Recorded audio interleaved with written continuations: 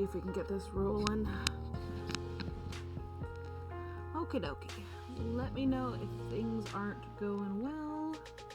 And let me see if I can get pull the stream out.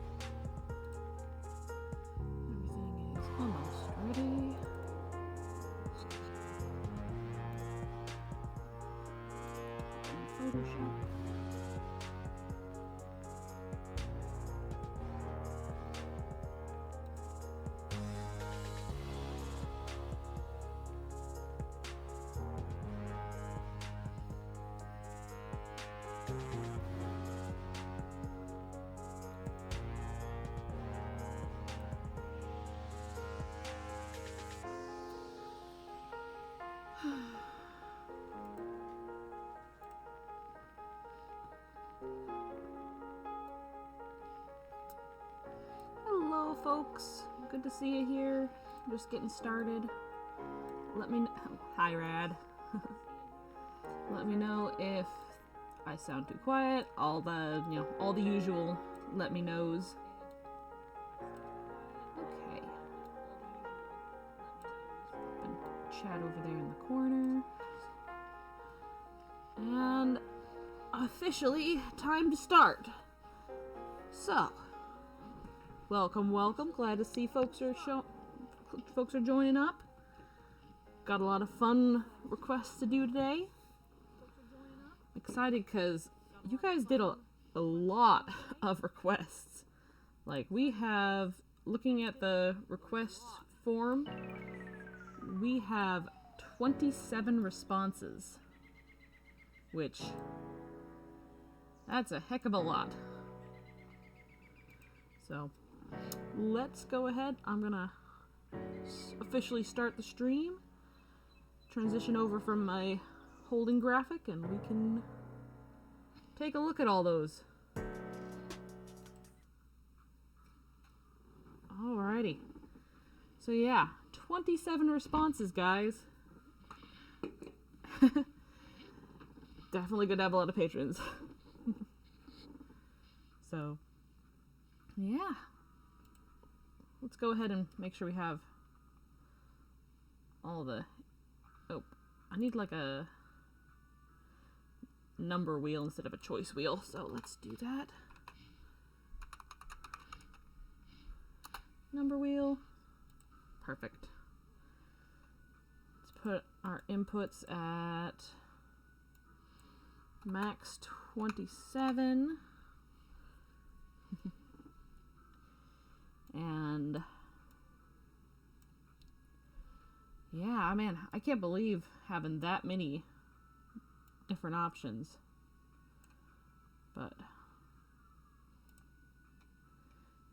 yeah, let's see.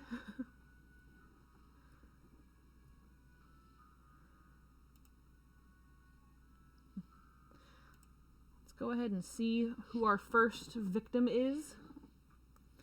Our first TF victim. Oh, I had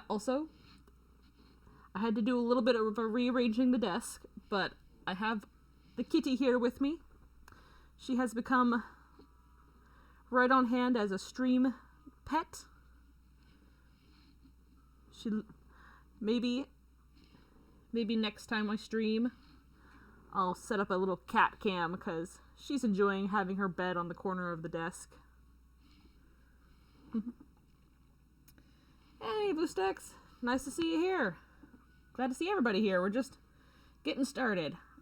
So I have so many requests. Hey, Corey. Nice to see you too. All right. Back on track. Time to pick our first victim since we have 27 requests. So, who will it be first? Starting in the sort of low numbers. Looks like it is number 6. Who is number 6? All right, and Looks like it's Mr. Spiffy, who he did in the Discord. He requested that he be pinged if he got picked. So of course the stream pulls him first. That's just how it is. I'm gonna go ping him real quick.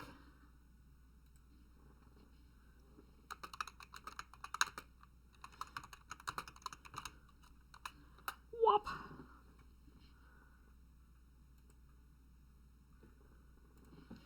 But, okay, so let's take a look. So it says, me, 6 foot, long brown hair, little overweight. How's the artist doing today? Hold on. Let me finish reading. Me, 6 foot, long brown hair, little overweight, TF'd into Sage. Female, short, yellow feathers. She's a Rito, same kind of Breath of the Wild, wearing simple, comfy clothing. Refs 1 and 2. Alright, awesome. But yeah, I'm doing alright. I am mostly just... I've been chilling most of the day, getting a lot of stuff done. Kind of simple, kind of silly, but I went and got grocery shopping. Just a lot of little house things. So, that was nice to get stuff. It's nice to have, like, a good base for the day and get enough stuff done. But, yeah, so, let me go ahead and I'm going to take a look at some of these refs here. Oh, only the chat was working for you? Weird. Yeah, let's take a look.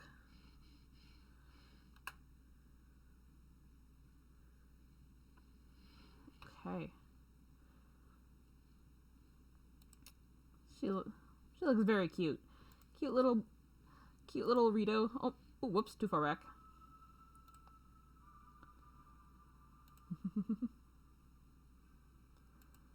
Fun. Hi, Mr. Spiffy. We're taking a look at your references. She's a very cute little bird. I'm gonna pull her over to the other side though, so that I'm able to look at that offside and not have it all the way taking up the screen. Glad you had a good day. Tried a funky cocktail and went on a walk and saw snakes. Nice! Snakes is always fun.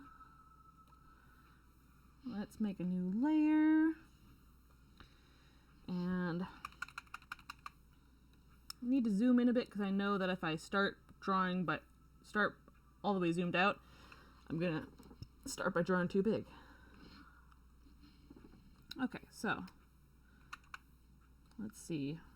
Referencing back to this, TF'd into Sage. Are you thinking like mid TF image or post TF image is my main question for you here. Cause we can go either way. And both would look pretty awesome. Make sure I've got my right brush to start off with.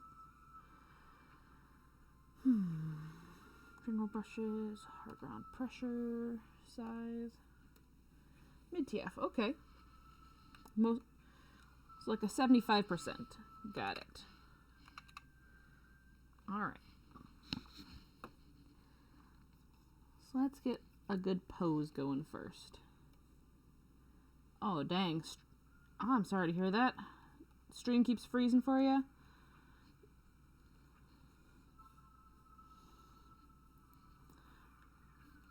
Now, wings are always fun because we want to have like sort of a nice... They're fun because you can open them up a lot. Make it very... like, what the heck's going on?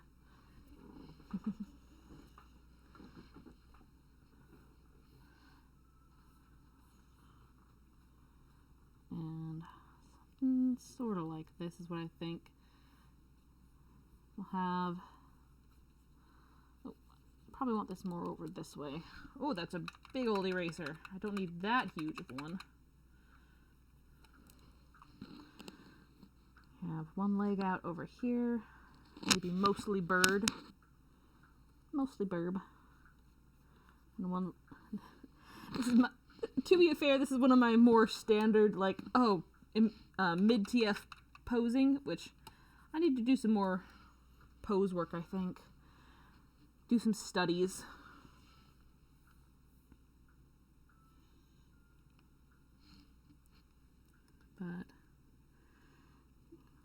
But it's a classic for a reason, you know? It's like,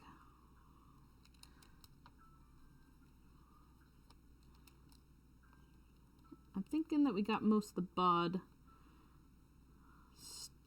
started being birdie.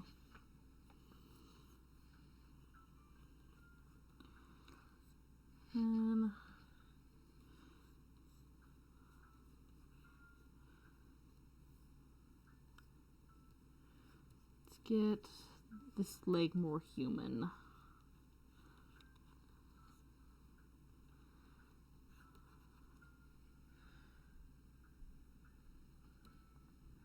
Whoops.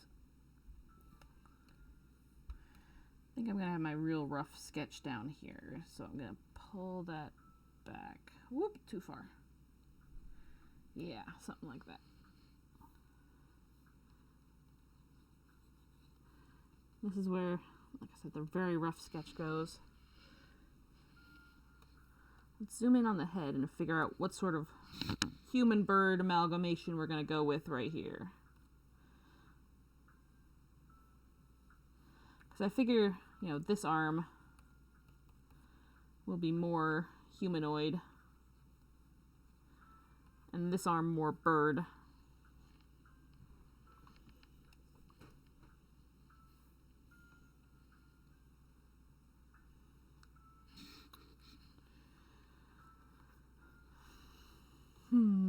Let's take a look. Okay.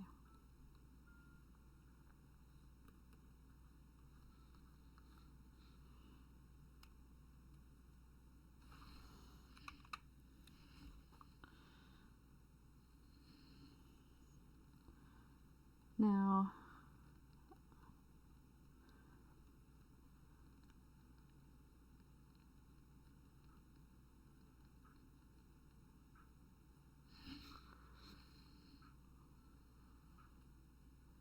let's get some. Beaks are fun, but they're also kind of, they're a little frustrating, like, ah!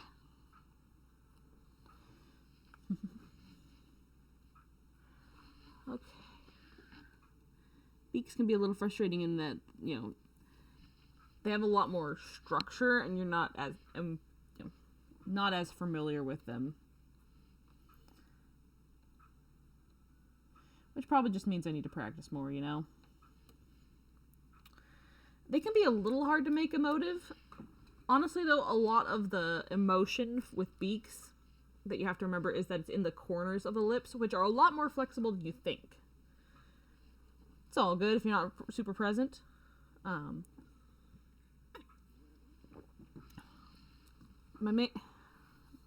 all good. We most of the time we needed to get most of the info that we needed we got, but yeah, let's see.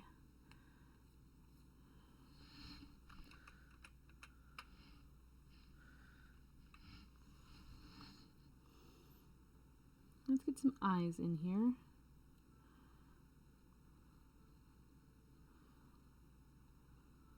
Get some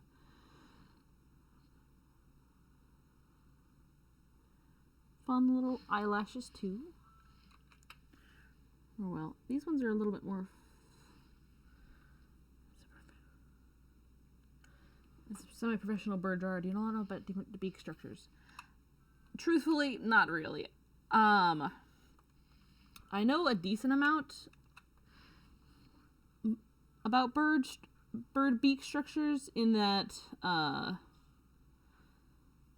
you know, I know that they have different specialized uses, and I know some very art specific stuff about beaks.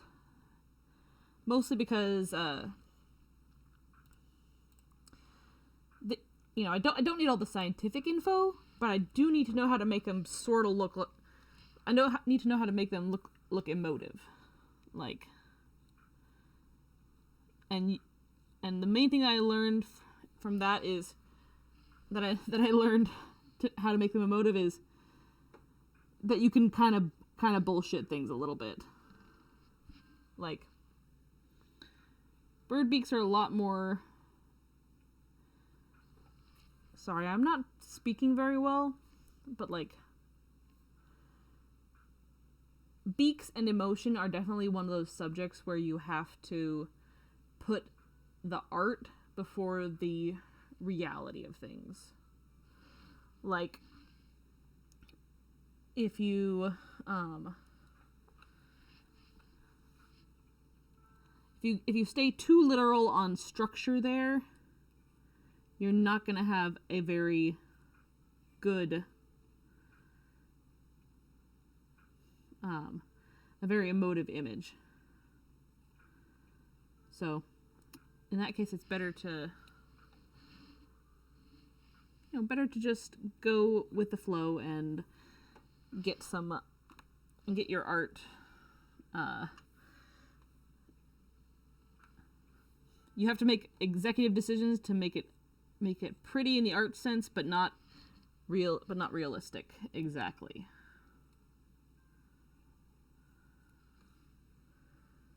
Yeah, looks right is about where most art ends. Now, okay. Speaking of making things look right, I have to figure out how to do this fluff here for Rito heads, because they draw the structure of this bird in a lot different way than I do. There isn't a super defined chin, at least in the art that I'm referencing here. And it seems that most of the action most of like the floof in the action here happens behind the head as hair rather than as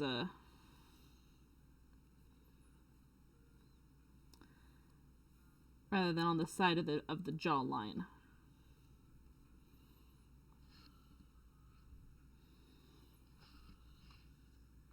Oops, I need to rotate.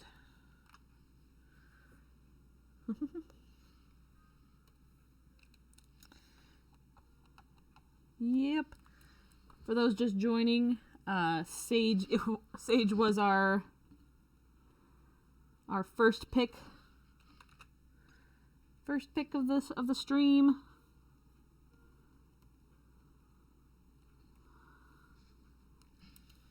I think I need to get rid of this little bit right here, or move it back.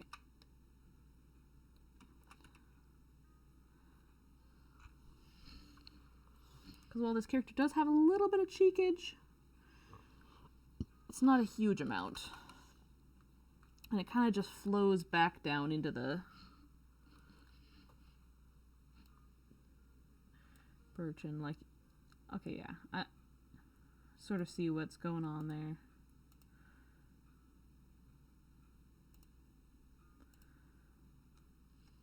Very cute, very cockatoo, almost. Hello, Avery. Good to see you here.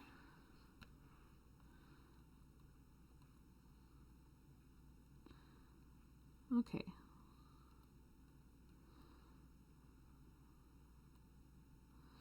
I think I need to move this eye back a little bit then. And I almost need to get this smaller to convey more of the surprise. So let's scooch the eye. Actually, hold on. Scooch the eye and the eyebrow. Otherwise, it'll look weird.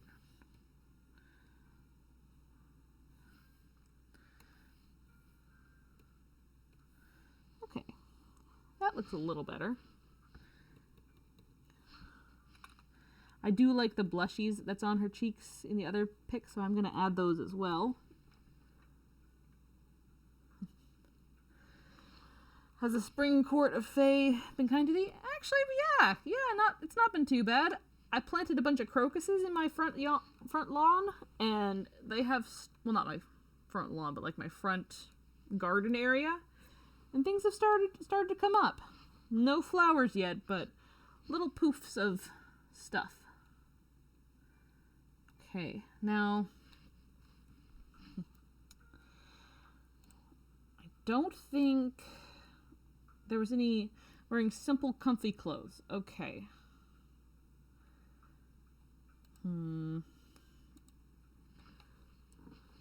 Indeed you do, my friend. Indeed you do, like the Fae. Let's take a look. See. Now, like I said, I want to have this hand as one that's a bit more human. So, what we want is to have, like, it beginning to become feather, the weird feather hands, but not quite there. Like, things are starting to bud off, but not there quite yet, is what I'm thinking.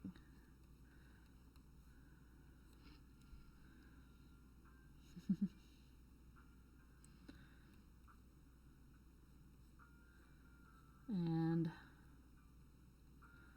let's get some more funky finger feathers.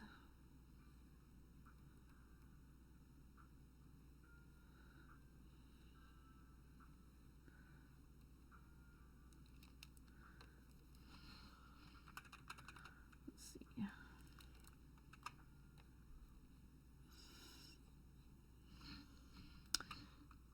Maybe not as floofy, but like, because yeah, the Rito finger feathers seem to be a bit smaller up here, and then yeah, they get larger out this way. Be lurking while doing some chores. Fair. Chores is important. Okay, now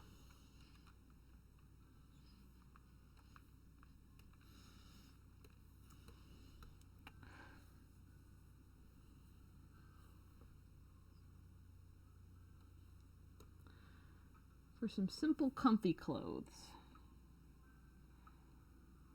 I'm also gonna adjust the size of the head because I think I went overboard on that.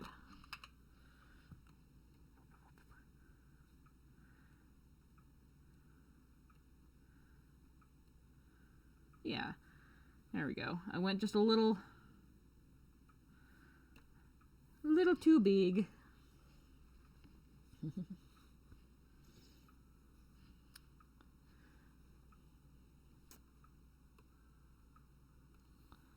Oh yeah, I know I've had to make sure I've had to make sure to take care of my little kitty. She requests only the finest pine litter.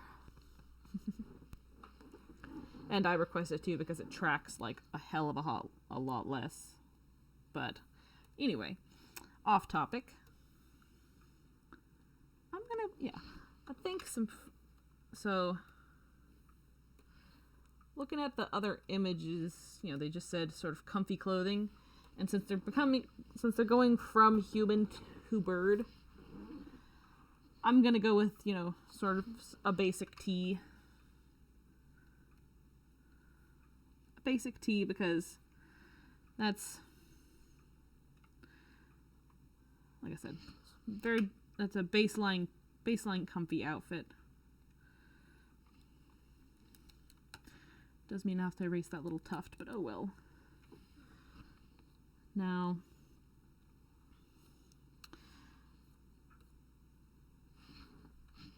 because she is sort of a short Rito bird, and I mentioned we're going from a tall and overweight, tall and overweight base form. Let's go for almost like a t-shirt dress on her because it's so, Oh, okay. After a few days, I completely forgot to mention, not a big deal since you're almost all the way through. After I submitted the form, I reckon today should be 7 feet because she's a Rito. Okay. In that case, never mind. So, not as big of a t-shirt as I was thinking. But yeah, yeah, we'll still have a nice flowy outfit. Good to see you here, Major Mooch. Let's rotate this so I can get some nice curvature going on. It's easier to draw curves with, at least when you're drawing them with a, on a sideways surface. It's easier to draw a curve by going down than it is to try and like draw a curve going this way. It just feels wrong, you know? Easier to push and pull. What if the t-shirt's even a little smaller? Ooh, that could be fun. Just a little short, like tight. Gotta tighten it up and rotate again so I can get the curve.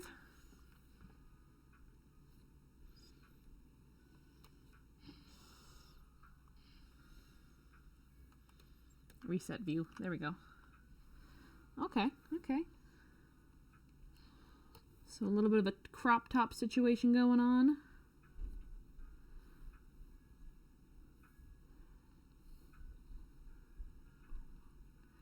The bit of floof down there maybe, or floof this way.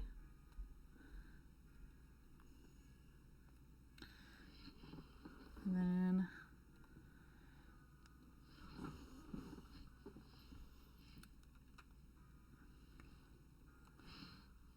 now to get over here, I imagine maybe there's a little bit of splitting up here where there's was a sleeve that got torn. Belly floof. And now to draw wing arms, which wing arms are a little bit tricky for me. You think they wouldn't be because I draw wings a lot, but something about the cartoonishness of them gets me a little kerfuffled because, I know how you draw regular wings. I know there's sort of this shape going on. I know there's bones under here. You're built like this. So when you then have to turn the feathers, they're just a little. I have to take a moment to wrap my brain around the in-between form of, okay, they're not hands, but they're not wings exactly.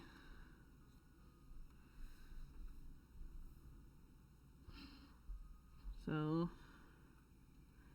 we do want a curve to show that it's being held back, and then a finger, a winger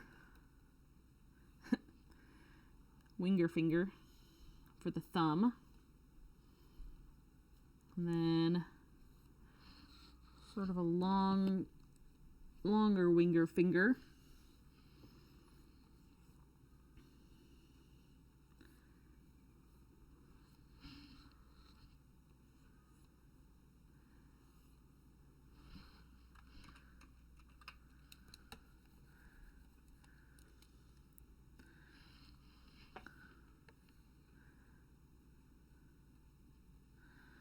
We also want to have these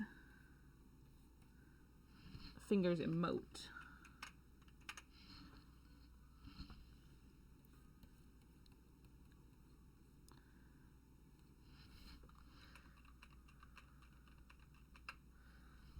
Okay, hold on.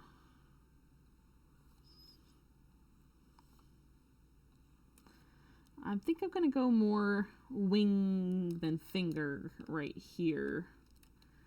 Still leave it sort of ambiguous.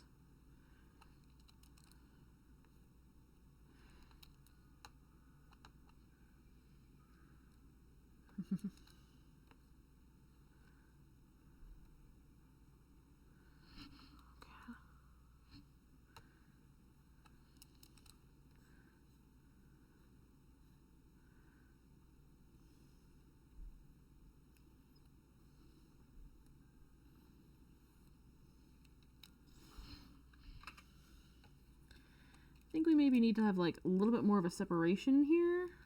Because we also want it to look not just like a wing, but also like an open hand. Like, sort of shocked hand.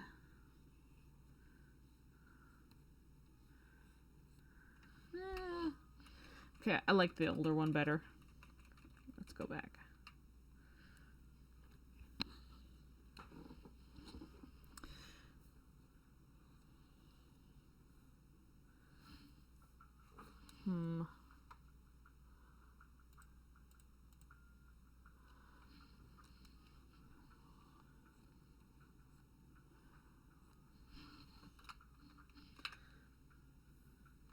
Like, I don't want to do that because it would cover up most of the bird, our bird folk here. Let's get a bit creative. Okay, so put a thumb here because thumbs turn inward. And then we're gonna get a bit silly with our wing hand. Silly for a bit. Oh, nope, shit, that would be completely fucking up the anatomy. Okay. So here's like the hand portion.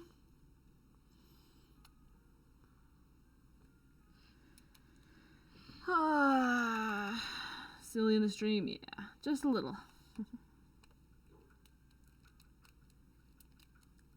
And then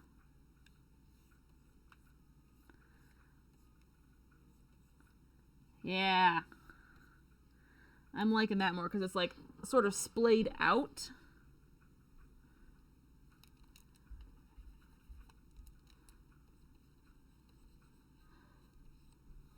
And then have the rest of these wing feathers coming back to over this way.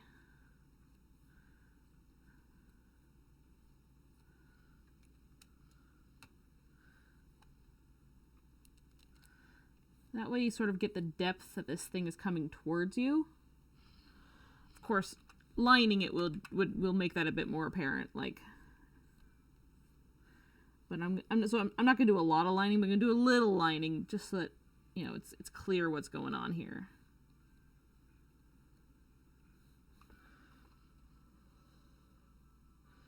You want things that are closer to you to be thicker, especially where things overlap. All right. Now to focus on the rest of the bird. Now that we've got that done, let's get some pants. Otherwise, the burb cannot participate in society.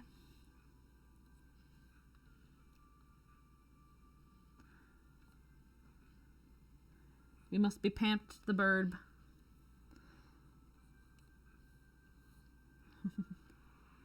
A safer work bird, yes. Then of course I'm gonna have the pants end like right about here because again we want that sort of a feel that she's outgrowing a lot of the things. And then another pant leg here. Do Rito have butt feathers?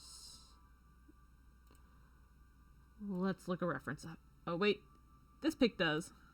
This pic also does. Okay, this pic doesn't, but that might just be artist. So I'm just gonna look up Rito, Breath of the Wild, because this is definitely a Breath of the Wild Rito.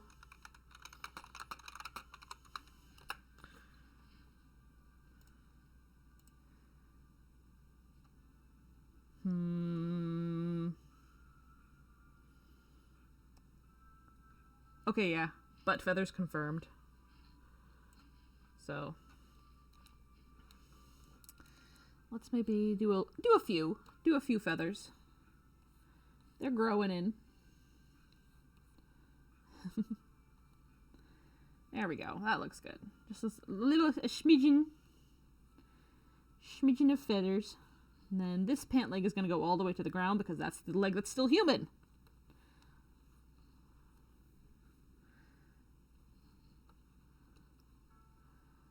And let's make sure I've got the right shape for a shoe. There we go. It is a very rough shoe, but it is be-shoeing. Whoosh. And now little burb feet.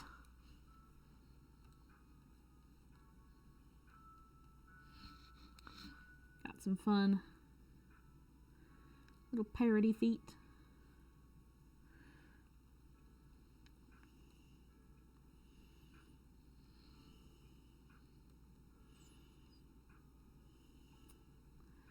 I do enjoy bird feet. Bird feet are fun.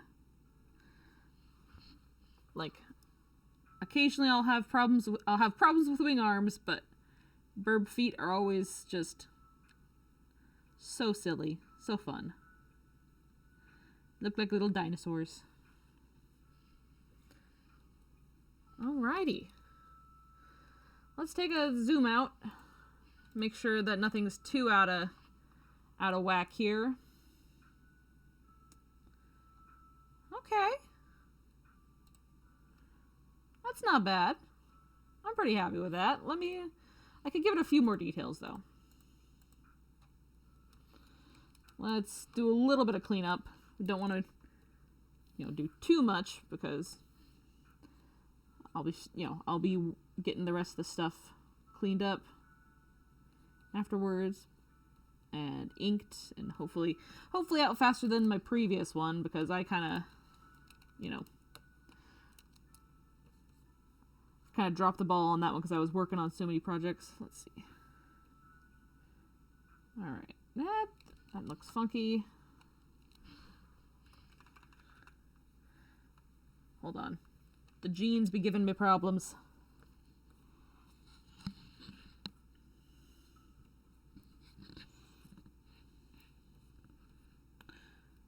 And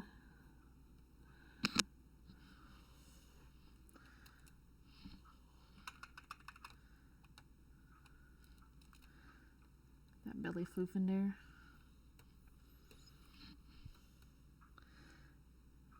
Okay. Yeah, that looks better from a zoomed out perspective. Alrighty. One burritoed sage.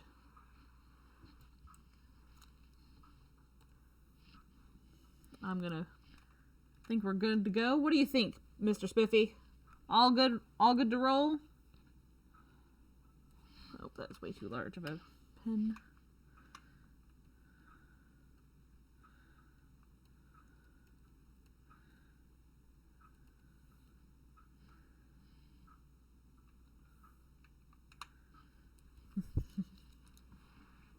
Alright. But yeah, I think that overall that looks ready to roll. Good to go. Let's go ahead and start work on our next request.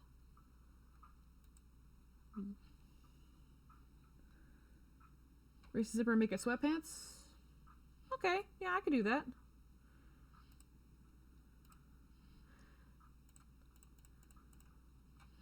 Yeah, I could change it up to sweatpants real quick. That'd be fine. Not a lot needs changed, just need to adjust the top a bit.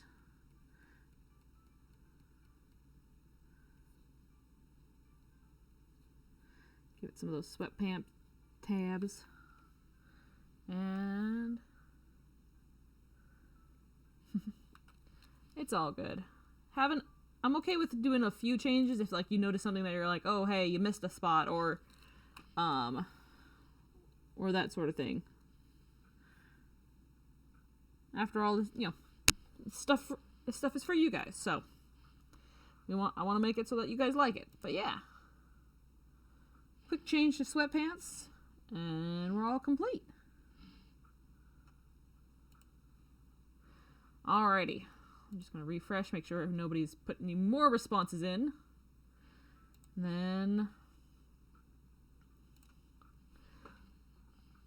let us go again. The wheel it goes, round and round. Whee! All right. Number 16. Lucky number 16. Let us see who else shall be our victim. 16's easy because it means I just have to put a 1 right here. Oh. Avery! Looks like you're our second winner of the day. But yeah, looks like you want your Hyleth. Alright. Let us take a look at your beautiful, beautiful Hyleth.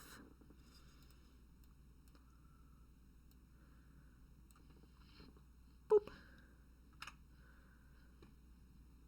Hello, Highwind Stall. Good to see her. Oh. Go away. I don't care about ads. Alright. Well, I love the color scheme here. I like the little sort of brown earthy spots with the nice sort of muted teal. Very fun. Obviously this won't be very because it's just an ink sketch, that won't matter, but I can still appreciate a good color scheme when I see one. I'm gonna grab a quick drink.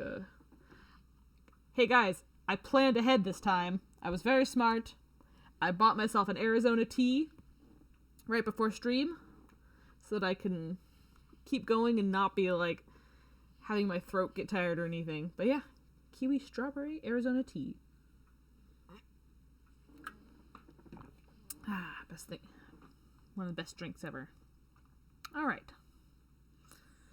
Let us begin. Or wait, actually. Pull this over to the side so I can keep watching. Hello, Mutant Pig. Look, I like your cute little kitty there. It's a very cute little emote. But yeah. So, just to check with you,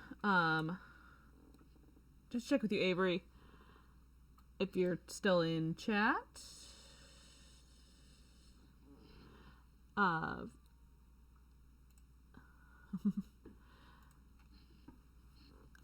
think this is just you wanting your OC rather than a like TF pick of them. Yeah, just my Hyleth. Yeah. She's doing chores. Yep, Avery did say that. Sorry, I'm bad sometimes at keeping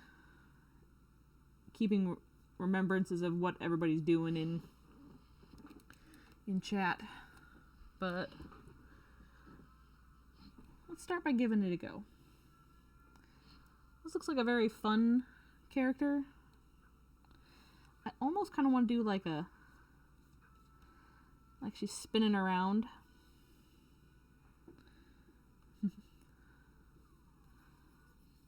Like a little...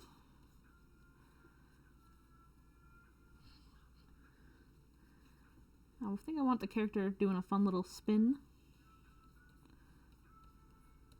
Like, ee! Yeah. Hehehe. Spinny times.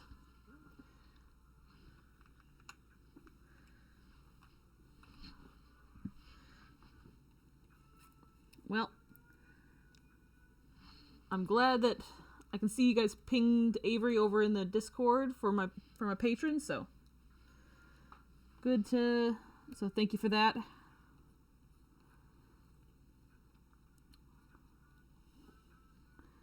Hopefully Avery comes back to a pleasant surprise of seeing her Hyleth chosen.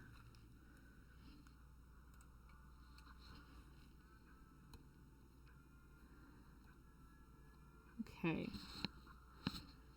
So, body structure wise, looks like Hyleths are pretty androgynous up top, or very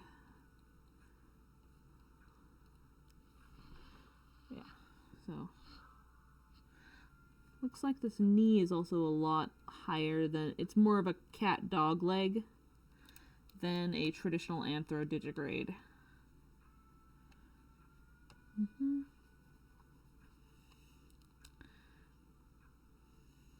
So I think, yeah, the way that it works is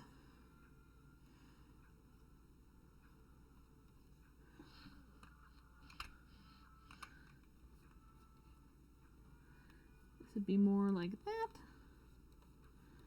And then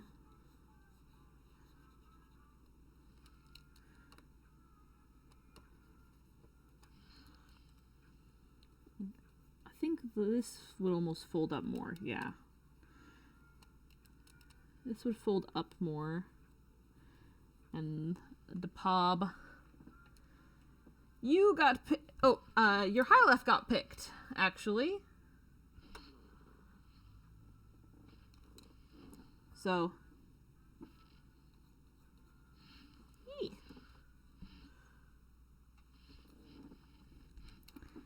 doing a fun little silly twirl with them.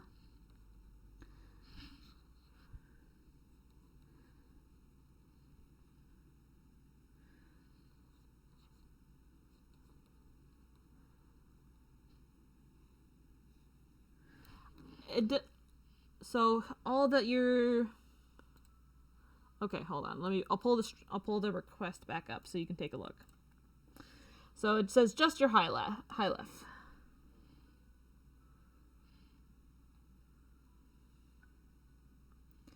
If you wanted, I could make your high left a doll. Be fun practice for figuring out for doing some different ball jointed dolls.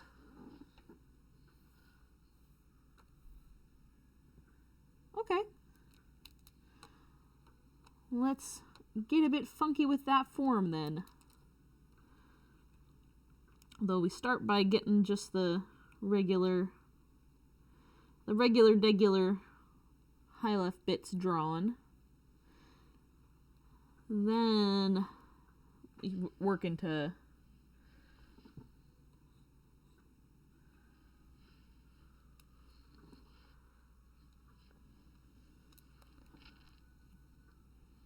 and I think since the non-doll one is the one that got picked, I can make this a doll, but because I've already got a pose and everything. Let's take a look, see if you got one right before it.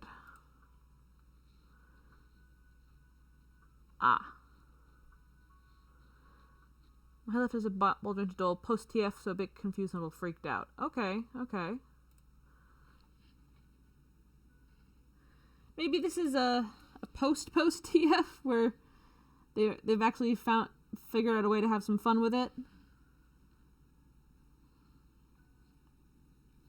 It's all good. That is the unfortunate aspect of doing request streams.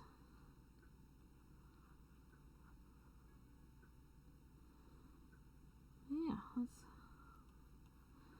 start by getting some of the form done. I'll focus on that.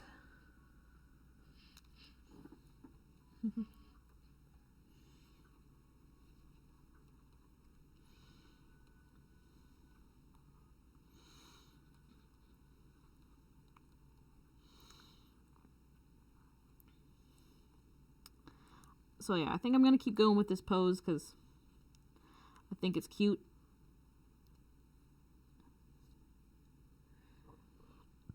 And we can build from there.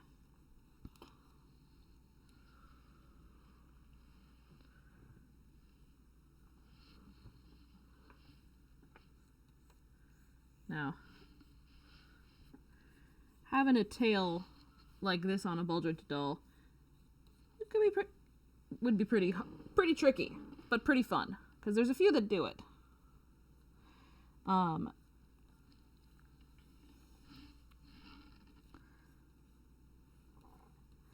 There's a Let me see if I can show you guys one that looks actually pretty cool like this before.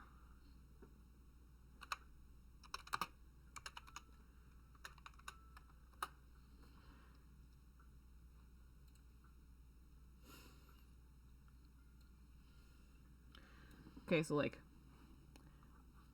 here's a body that they recently did, that Coral Reef recently put out, where it's a merman. This isn't a great photo, but you can see how there's the tail in the back.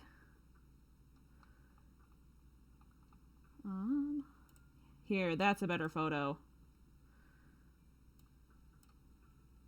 That's sort of how I was envisioning it being jointed.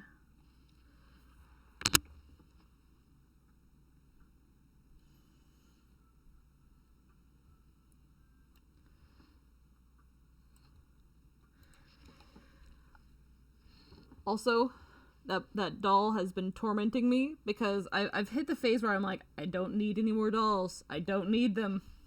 But it's so pretty. So pretty. I don't have a purpose for the doll, but it's so pretty.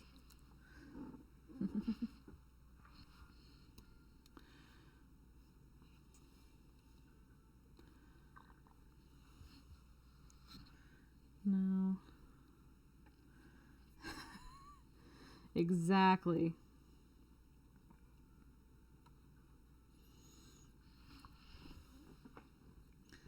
Like, why can't I just have all the money in the world and then I can buy all the dolls I want?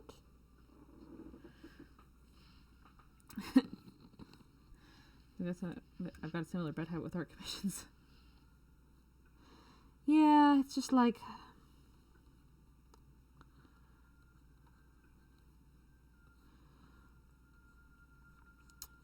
there's too many good things sometimes.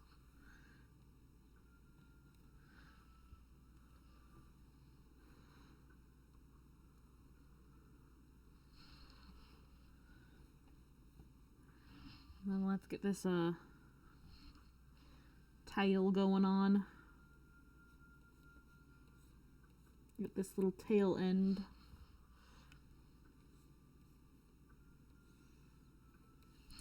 Looks like there's 3 tail bits.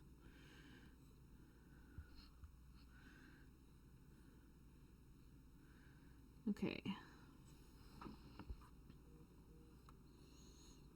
3 tail bits. And spike your one.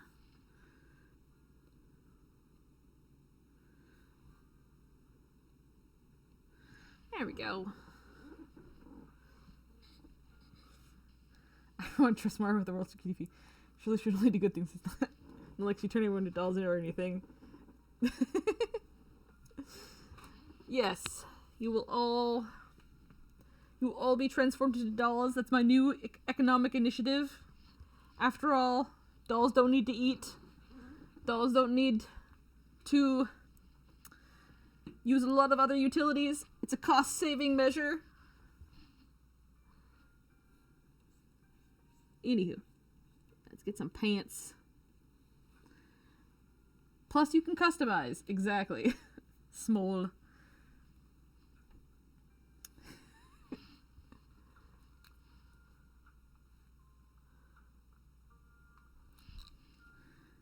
Got some cute patootie shorts on.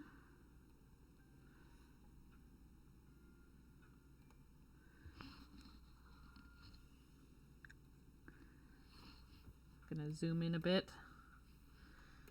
Have I maybe been doing this all on the wrong layer? Maybe, but it's fine.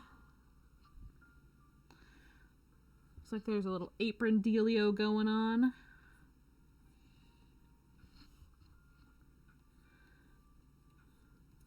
A little bit of a tie there.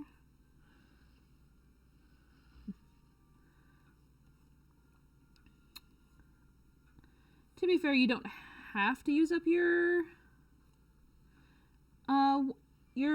nat 20, if you wanted, you could do something like, I'd say that you could probably save your nat 20. I won't, like, you can't, like, continuously hoard them up, like, more than maybe, like, a month or two. But if you can't think of an idea for 1 month, I'd say go ahead and just put that you're skipping this month and that you can get, like, a 2-character image next month or something like that. So that's what I think would be a fair idea. Maybe. Let's get you... Yeah, maybe save it for 3 months and do a 3-step TF. Again, I don't think I'd want you guys to do it any more than 3 months of saving up. Because otherwise, you know, I end up having to draw a whole bunch. But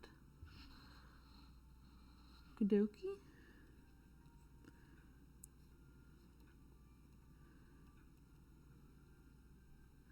Yeah, no 500 step TFs, please.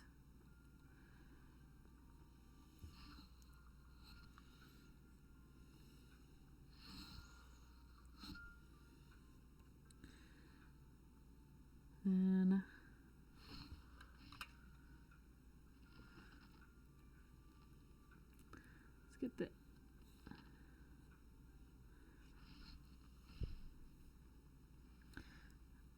get the chunky hands.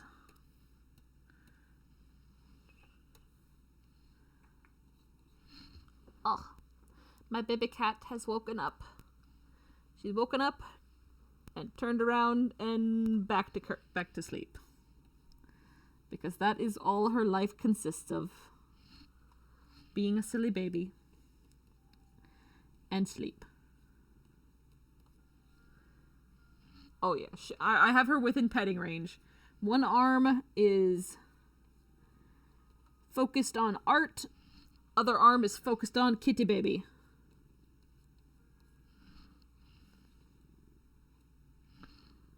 It's important to pet the kitty baby.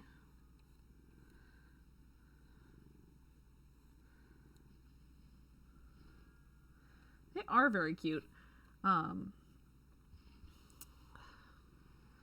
They remind me of, there's a doll brand called, I think they were Kika Pops or something like that. Not Kika Goods, because that's a store, but I think they might have been called Kiki Pops, and they're from A-Zone. Let me just research that a little bit.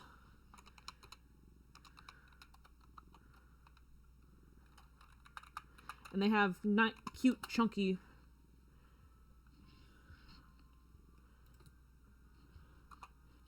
hands like this. Yeah. Look at these babies. Aren't they adorable? Just so cute. And they got big chunk of hands and feet.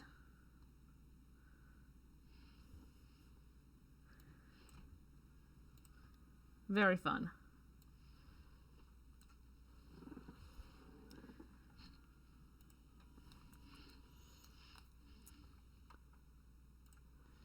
And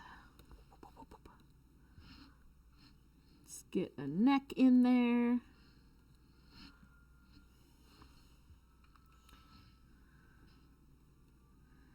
And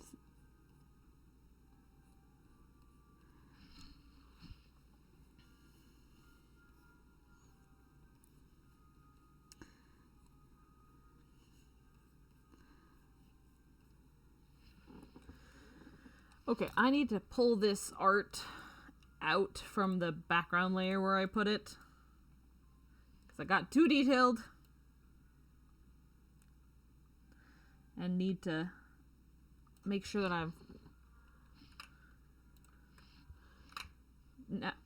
make sure that I'm doing all the details right, you know?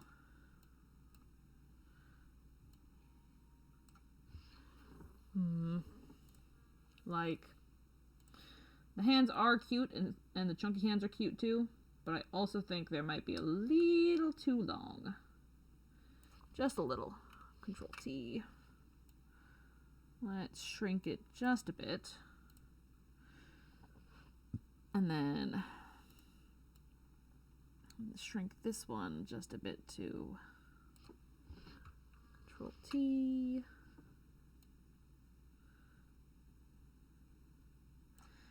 There we go. That way they also look a bit less,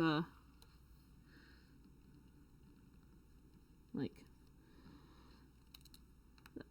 that way they look like they're also going backward in space a touch.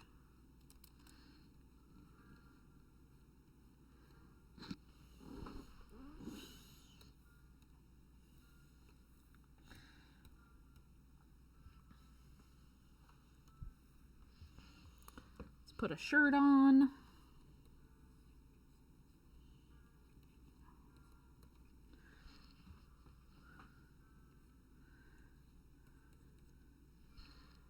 And got a cute little collar going with a little tie.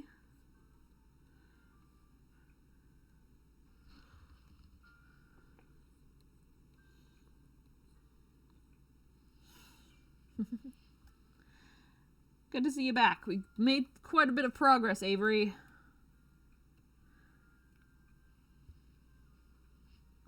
It's been...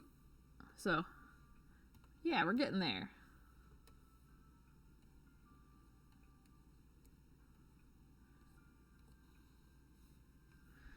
Then let's do a little bit of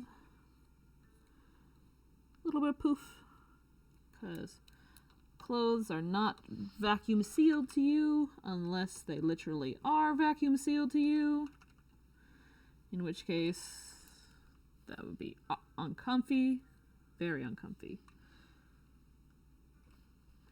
Yeah, there's a little in the reference there's a little necktie, so that's what I put on there. Little necktie. Well, gotta clean up this a bit, but, you know, don't need to focus on it too much, because, again, these are all sketches that'll get inked later.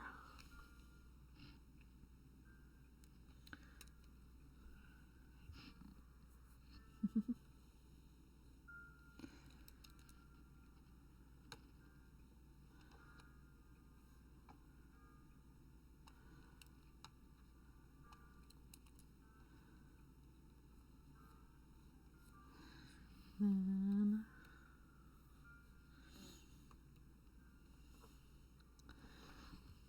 now to work on the face, which face is always just a touch tricky because, you know, we're all human. Face is where we look. Face needs to be good, otherwise it hits that uncanny valley effect for a lot of folks. You can mess up a lot of things. You can sort of mess up a lot of things anatomy-wise and get away with it, but not faces. Humans know faces.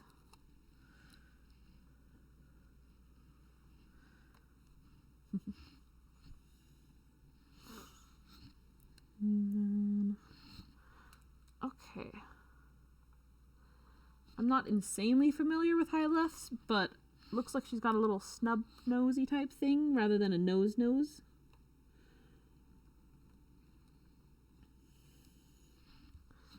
And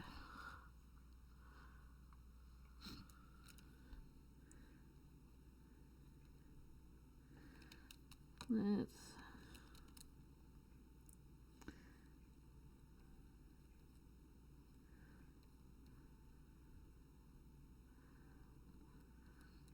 nice smile.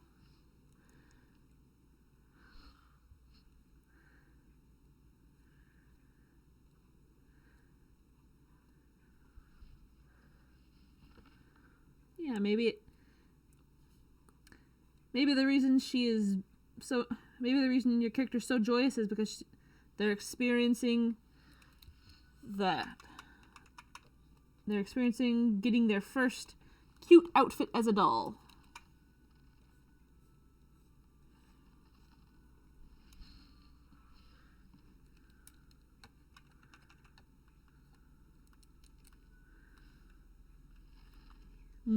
Exactly.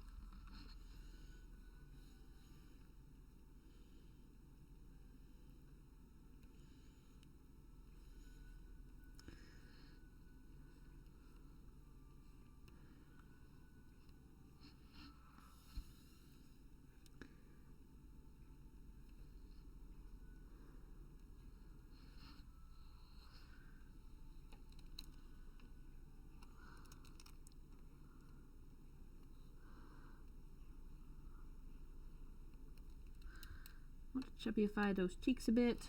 Not too much, but a bit.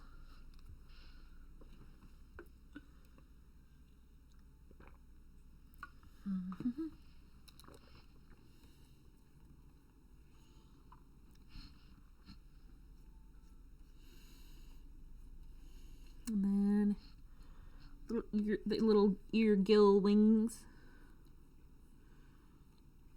They're probably gills. I mean, with how aquatic the rest of the build is. The little external gills like axolotls.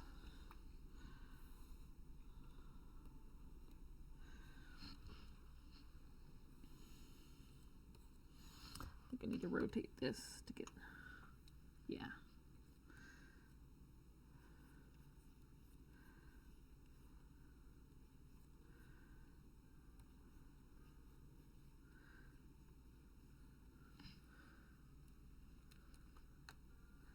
Very happy. Happiest bean time. Then let's put some hair on, or more likely a wig.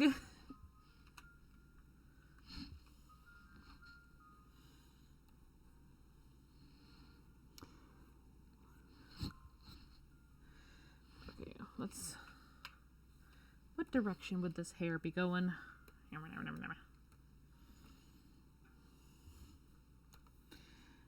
so it's probably flowing all this way. Because... Hold on. Reset view. Because that's the way that I've got her twirling. Alright, good.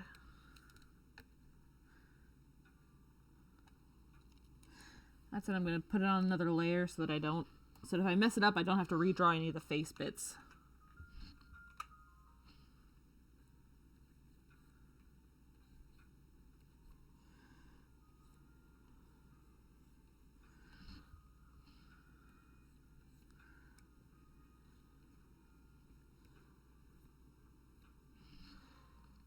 And a little bit of...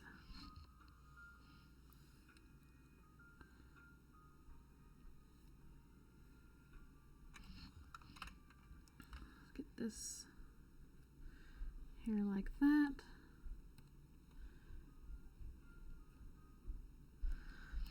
Sort of covering up this other side just a touch, because if...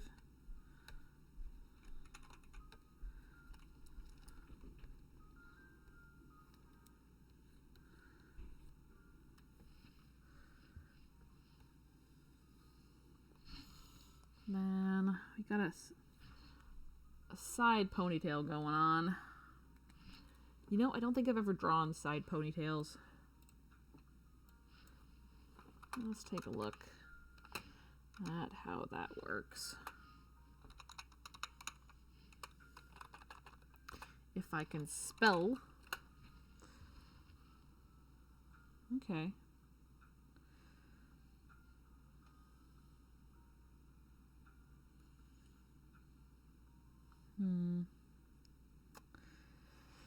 Maybe check ponies for references.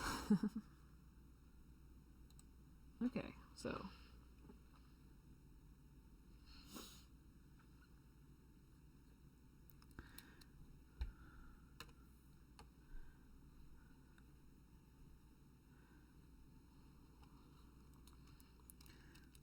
Let's just erase some of this bits over here.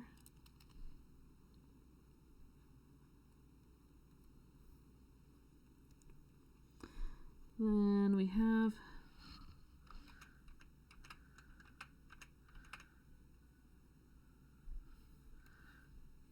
truthfully, this bit wouldn't pop out as much. It'd be more like pulled back.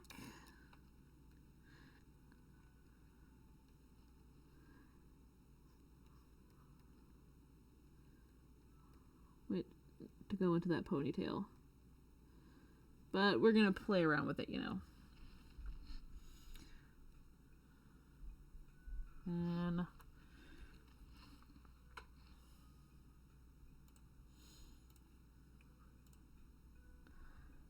okay, so it's not like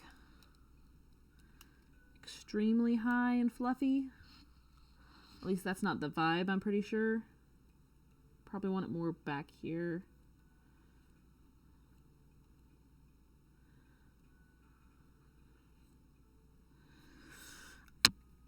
I put it in a bad spot.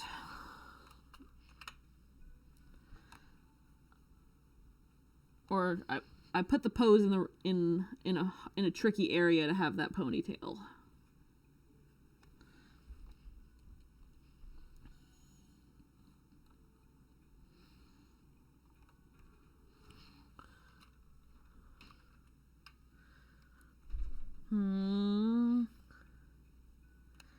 Hey Avery, are you chill with me maybe futzing around with her hair just a little bit? It'll maybe be a touch inaccurate to the picture, but kind of maybe put it on the wrong it would read better like over on this side. Oh, I'd rather the point be more right off the back. Okay, yeah. We can do that. So, more of a classic low ponytail than a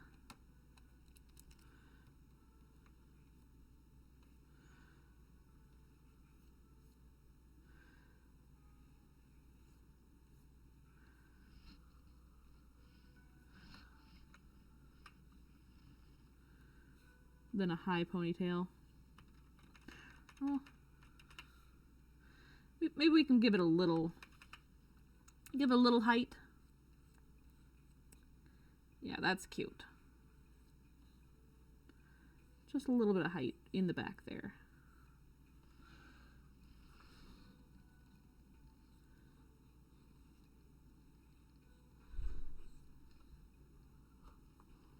Alrighty. Let's take a look out. Zoom just a bit backwards. Okay. Okie dokie. I'm pretty pleased with that. Maybe a little bit more leg right there, but otherwise I am pleased. If you're pleased, Avery, I think we'll move on. Oh, we'll continue to move on.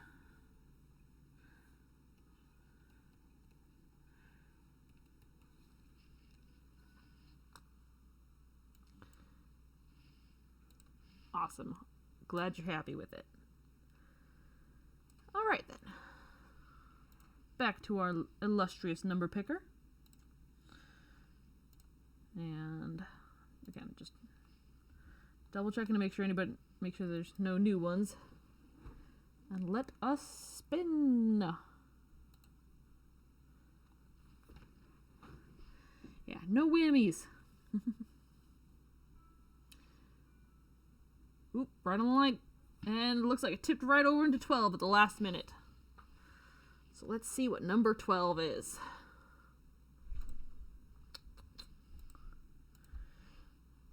Doop, doop, doop. People are running around in my house. What the heck is going on? Sorry, I was distracted because there's people moving vigorously around and I can hear them. But whatever. As long as there's no fire alarms going off, we'll be fine. Alright, number 12. Looks like it is Rio. Hey, Mutant to Pig. And looks like Rio wants to be mid-TF into Feral Luxray. Okay. Okay. Can definitely do that. Yep, you did indeed. Let's go ahead and... Although, I'm pretty sure I know your reference sheet decently well by now. Oh, whoop. Hold up.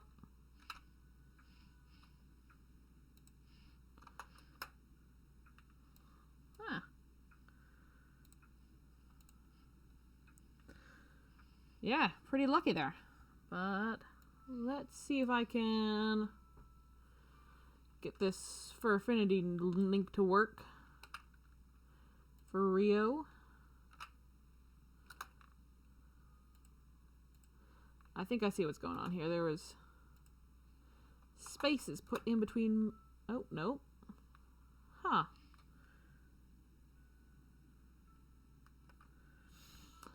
Hey, Rio, if you wouldn't mind popping into the Discord and maybe private messaging me that link again. So mostly just because, don't want stuff to be all messed up. But I can at least get started on a basic... Oh, thank you, Rio. Heck yeah. Awesome. Let me go ahead and get... Yeah, very weird. Let's get started. I think the main trickiness here is trying to figure out how to go from... Show that you're going from a Fox character into a Luxray. Let's see. Because sometimes going Anthro to Anthro could be kind of tricky. Or even Anthro to Feral, just because there's always a bit more of a dramatic difference when going from human to Anthro. But yeah. Let's start with figuring out a pose, because that's going to inform a lot of this. And why am I on the wrong layer?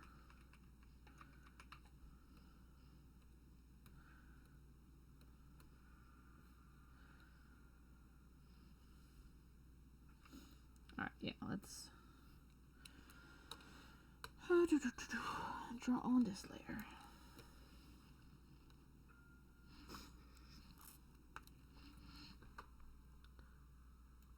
I'm just going to pull up Luxray references.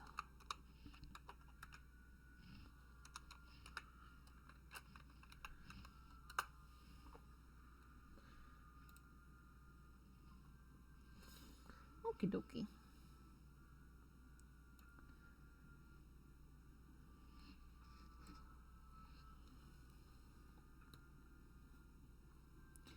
I think I want the top half more done than the bottom half in this picture.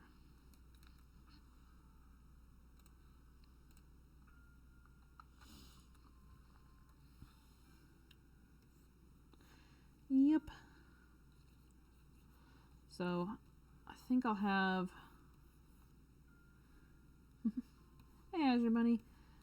But yeah, we're working on a Luxray TF for Rio. I think I'm gonna... like a Feral Luxray TF. So I'm gonna have...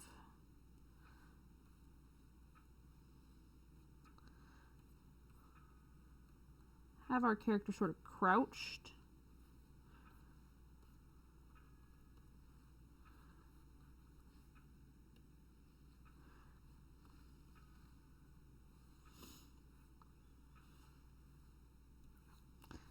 And they're going from their fox form into... So we still want to have that tail, I think, to delineate that it's still... that, this part is still Anthro Fox.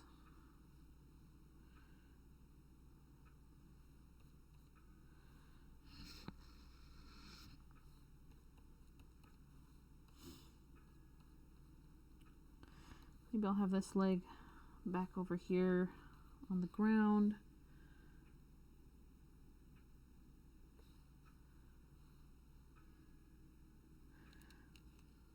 I don't know what that meme is, but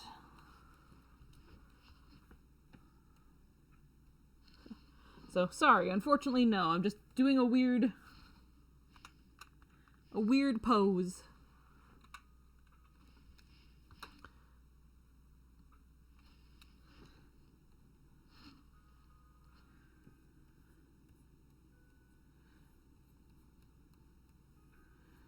I want to have him sort of looking back at the rest of his body like, what the heck?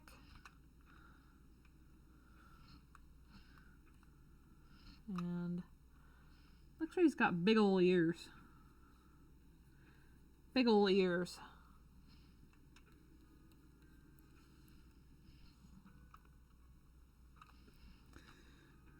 Big ol' ears and a short little snout. It's almost like sort of a shark snout type deal. I say shark in that it like has a very sharp point right there and is very delineated.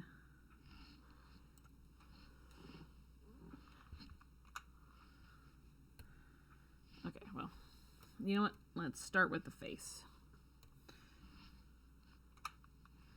Figure out all that curvature first.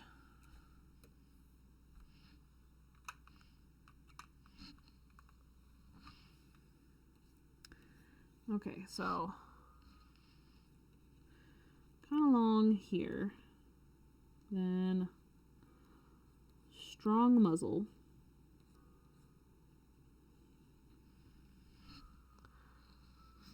with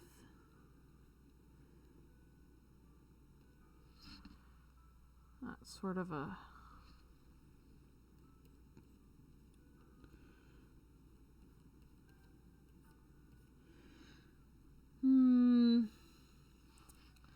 that might be too much of a twist. Too much of a twist. Yeah, I think it is a bit too much. Just we want to have like I don't think it could function that way. Let's put the muzzle here.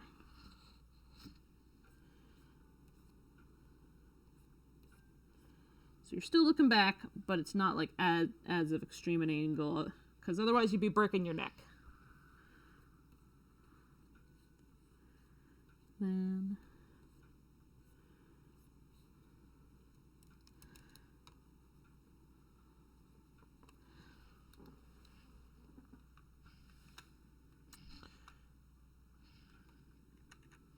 that's bigger. I want smaller.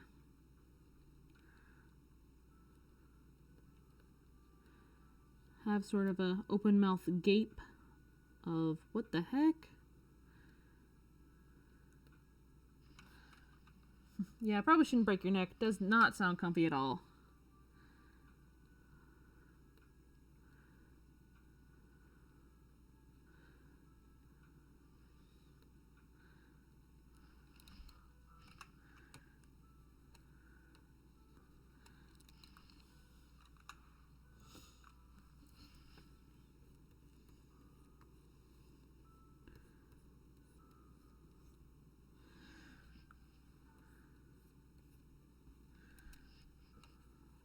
See you later. Heck. All right. And looking at these owl eyes almost.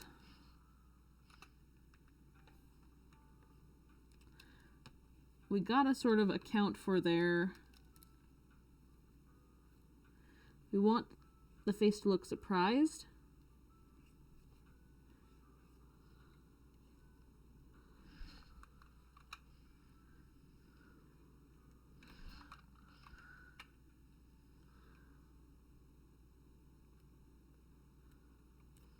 Okay.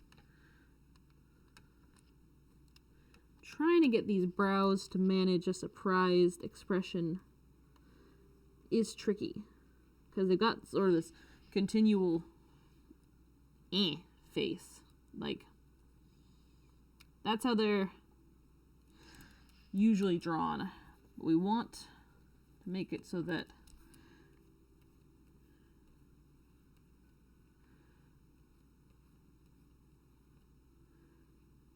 it's showing the emotion of surprise and maybe not fear, but like, what?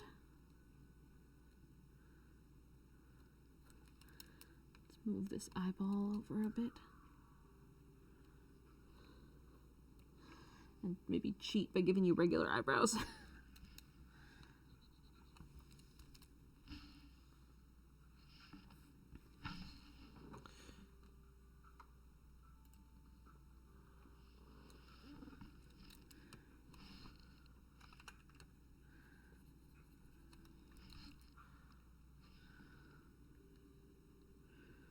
Okay, get a good nose in there, and then they got straight.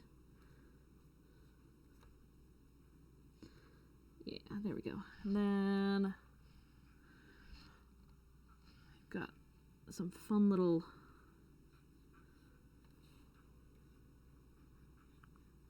markings like that come up.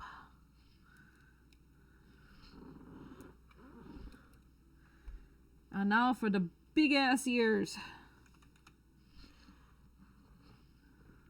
You can hear all the way to the ends of the earth with them big ass ears.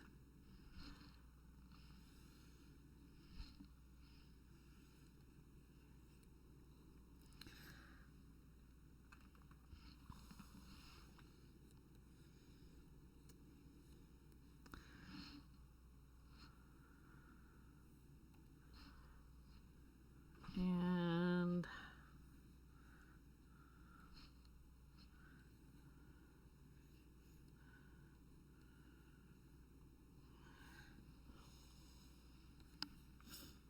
yeah, quit hearing at me with them big old ears. Then the hair goes sort of trying to make like a star type of deal. What's going on with the hair?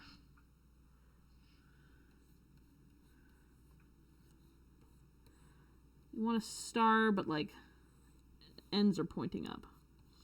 And in this case, I'm gonna get a little floofy, a little non-Pokemon canon.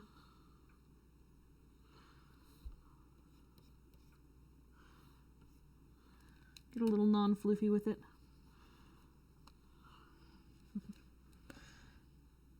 Because I figure, you know,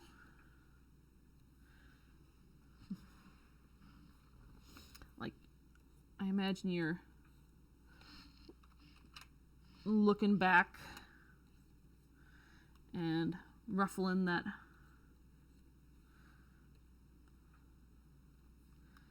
newly formed fur up top as well.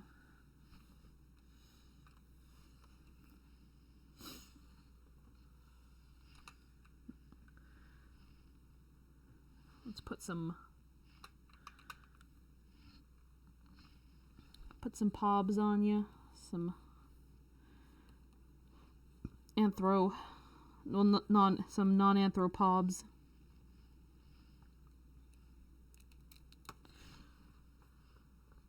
See, actually, zoom out.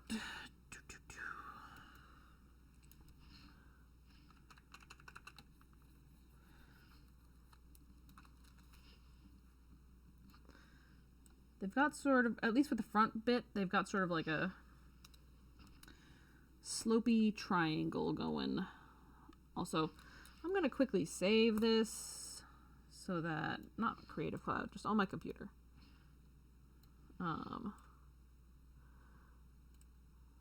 So that, you know, it doesn't get lost. March stream art.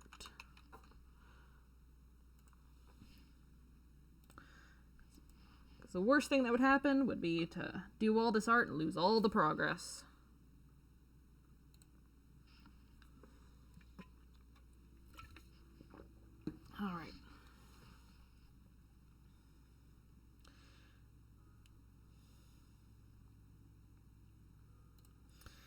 Back to the refs. Okay. Save early, saved often. Yes. And we want these legs. These legs honestly kind of work like a G4 My Little Pony legs. In that they're nice and thick, nice and thin at the top and thick at the bottom. Or thicker.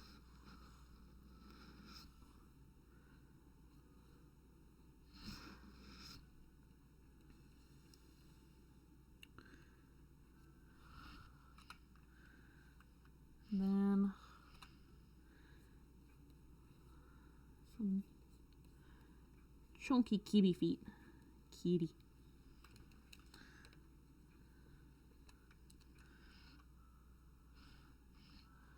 We've got like weird little fur booties.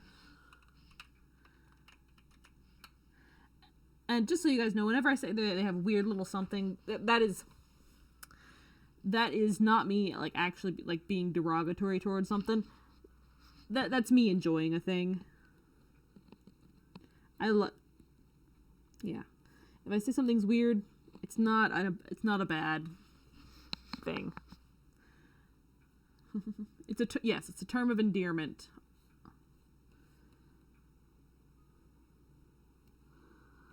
Okay.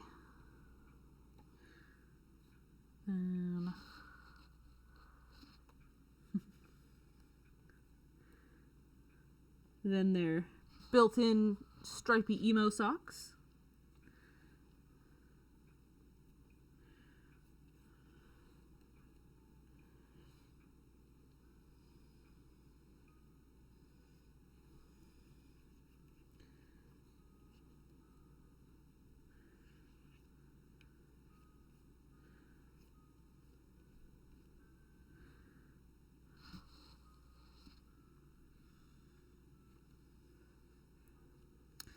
Yeah, that looks looking better.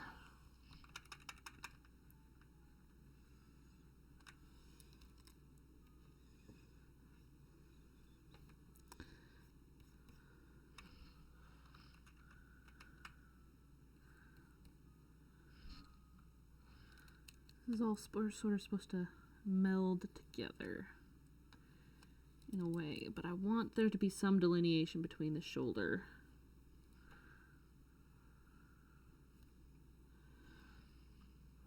Hello, 800 power. Good to see ya. Welcome to the stream. We're doing some Luxray art. Some Ferro Luxray stuff. Then, whoops, picked the wrong thing. Alright, for the rest of this,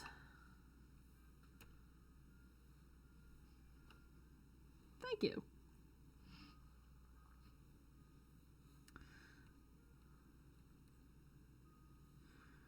I'm going to assume that whatever happened to his shirt has already destroyed it. So he's just in his pants. He's only got that left.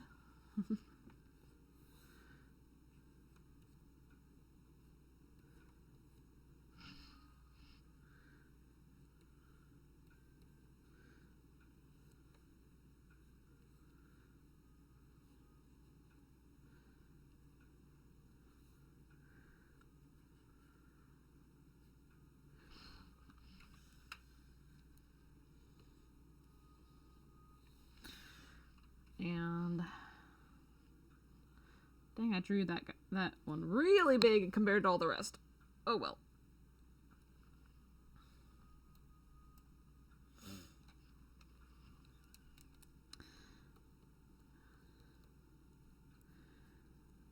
Maybe I'll put this foot out a little bit. And sort of show the paw difference here versus the cartoony paws, or versus the more Pokemon style paws.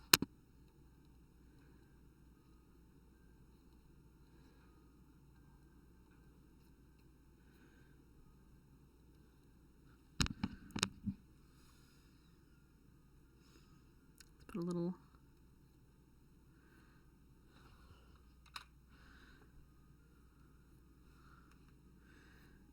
tail tucked under a bit, because I imagine, you know, it'd be a touch instinctive to freak out and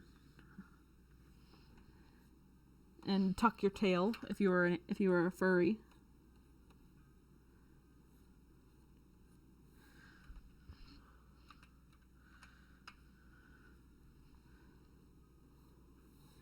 Then I think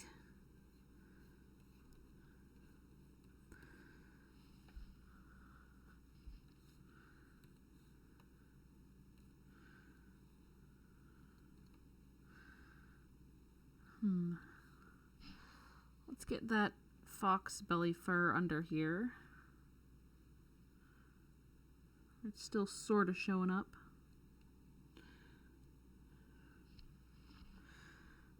I'm tempted to put like a little star on the tail, like it's starting, like the star that a Luxray has would be starting to form. Yeah, let's go for that. Let's make the end of the tail starting to poof out into a sort of star form. Like, it's not quite there yet, but it will become one eventually.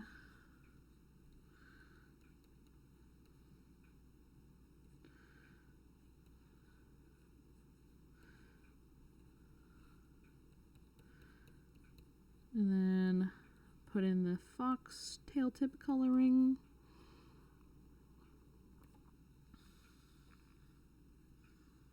All right. What do we think, Rio?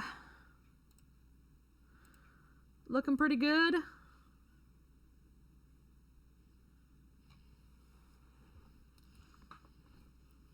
Awesome. Glad you're happy with it. Just go ahead and write Rio on there. And we can roll on down.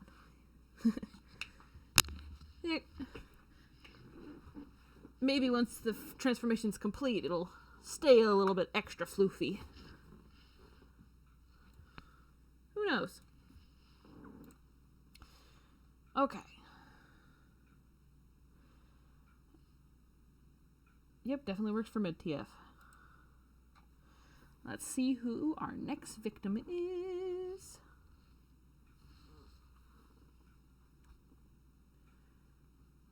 Number 13.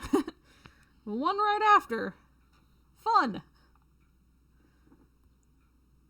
If it is you twice though, Rio, I might have to roll another one. Oh, nope. It's 800% power. Awesome. Let's see what we got.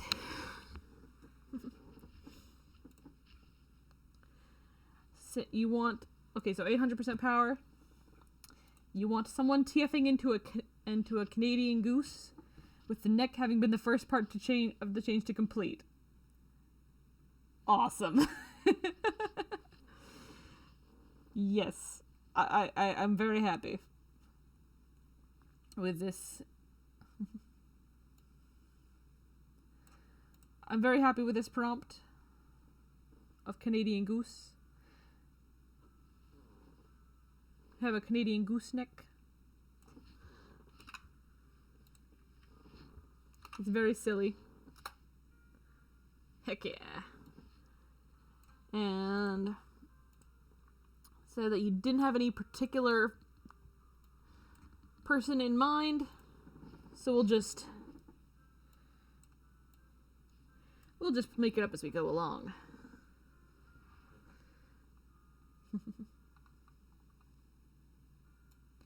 All right. Now, we gotta get silly with this, because who wouldn't get silly with a Canadian goose TF? I want honking. I want a very fun wiggly worm pose almost for this neck.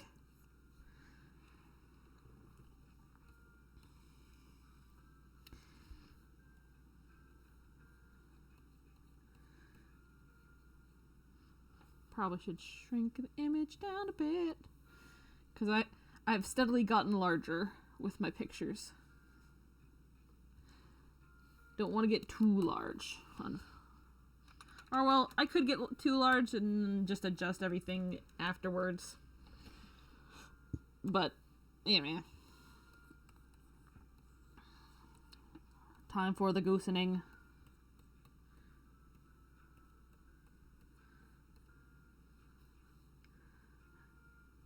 And then dramatic arm reach like, ah!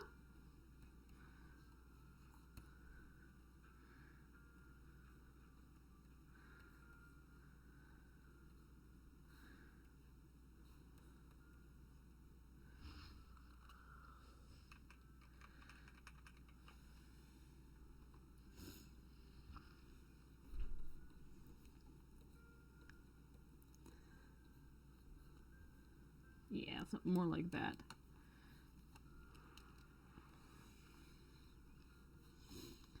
Poor fellow was just minding his business in the park one day.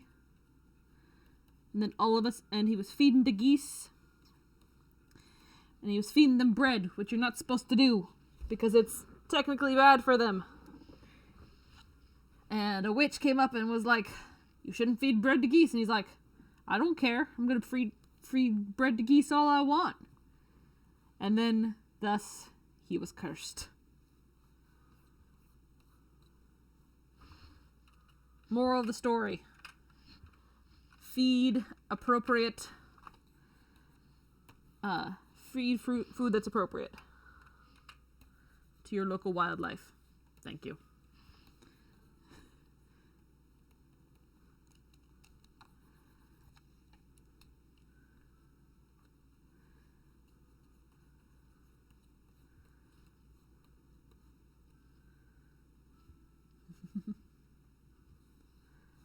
Otherwise, you will be begoosed.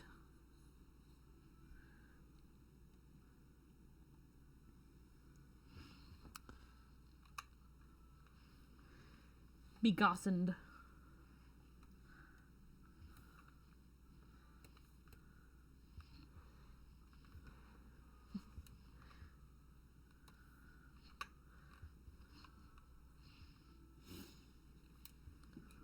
Hold on. Getting a quick drink. Yum.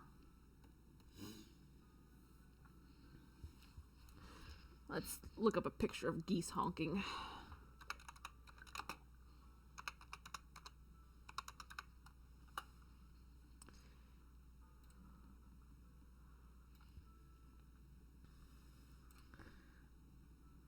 They stick their tongues out.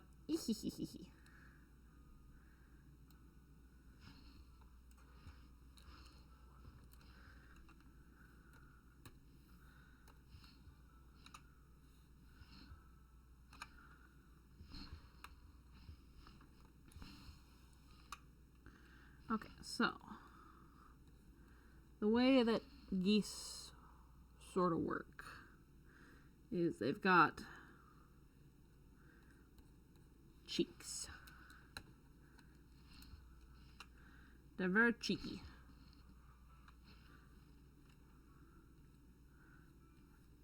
Like, almost got like 3 sort of round shapes on either side. Then you put the beak in the middle.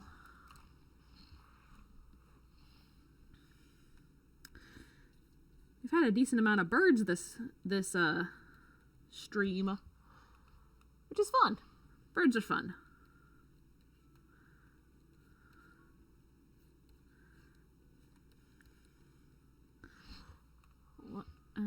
Looks like Canadian geese have like this sort of triangle. I know that these little nostril things are actually called nares. That's your fun fact of the day.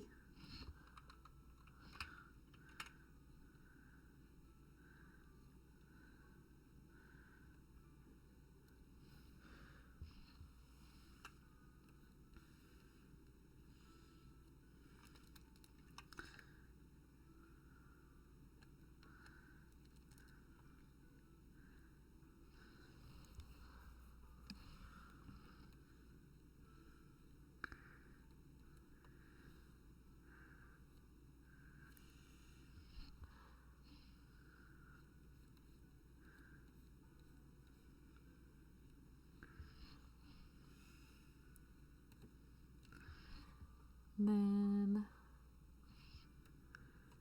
get the sticky outy tongue.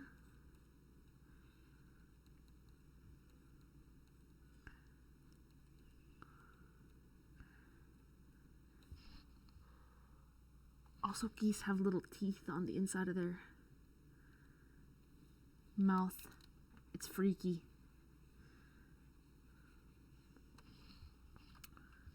Maybe not that big of a tongue. I need to stylize it a little.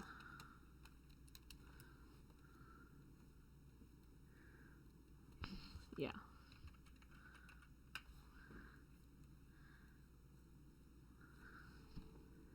You want to stylize so you can tell it's poking out of the mouth.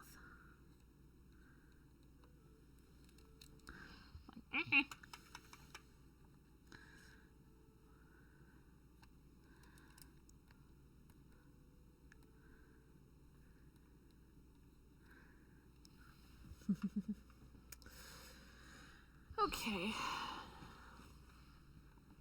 We add the eyeball.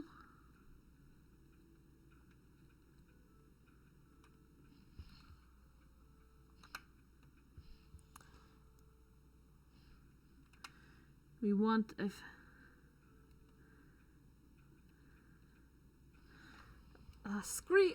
honk of terror.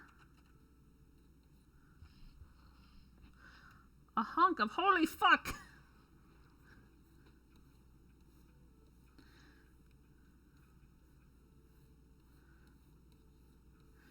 That may be a bit too thick.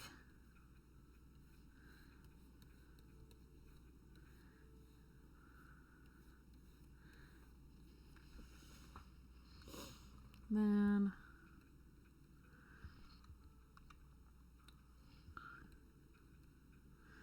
putting in those white cheeks so that we know it's a Canadian goose, not just like a farm goose.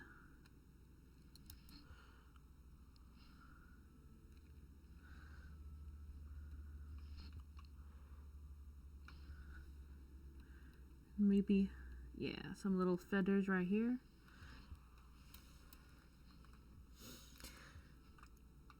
I'm gonna build out the body without putting clothes on it quite yet, just so that I can get that figured out before going too far.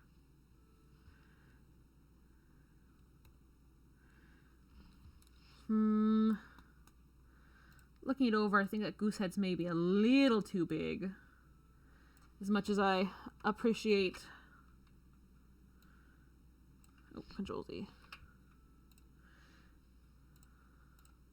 As much as I appreciate a good goose head, it needs to be a little more in proportion with the rest of the body. Yep, you were almost unlucky 13. Well, you are unlucky 13, but seems like it was pretty lucky for you this time. Alright. That's a little bit more in proportion to the rest of the body. Let's getting the human bits in there.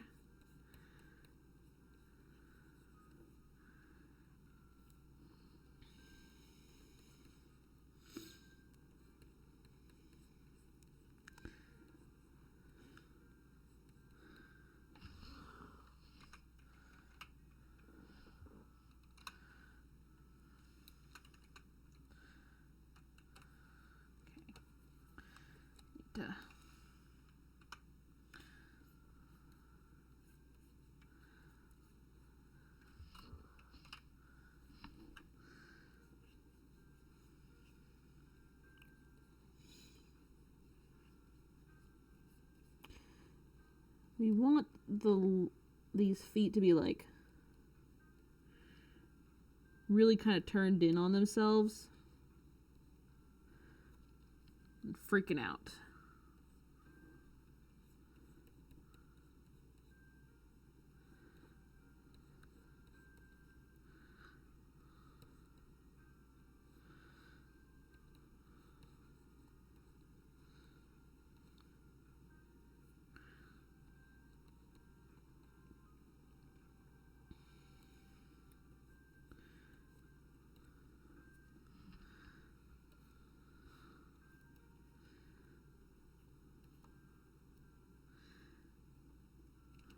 Are the legs a bit too chunky? Maybe. Should I stop drawing with a too chunky brush? Also maybe.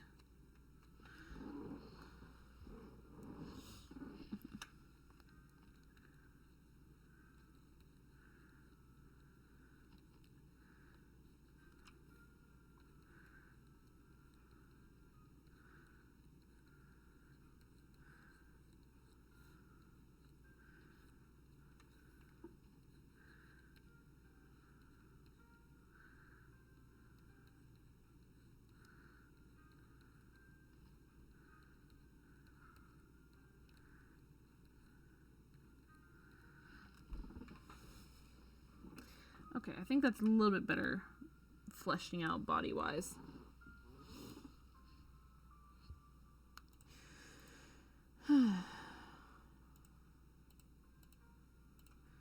Oh, sort of. This is kind of all effed up. This needs to... I gotta remember that, you know, there's a lesson that they teach you in art school for doing bodies, and it's kind of to think of them as like as pillows. Like the main shape of the torso ends up being a lot like a pillow in that one side is if one side is stretched, the other side is compressed. So you can't. So you need to have rolls on one side of the body to compensate for tension on the other side.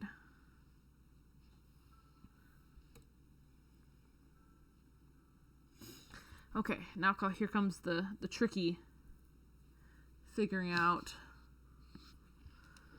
what sort of clothes do I want to put on this guy.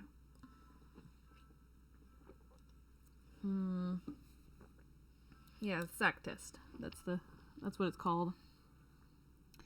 I kind of want to put a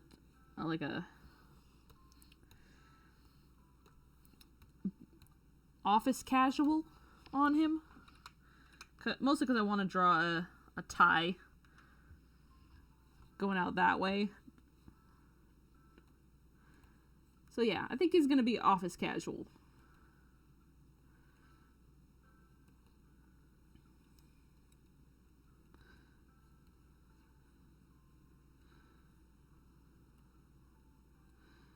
And you can see one button's popped off because of the expanding neck.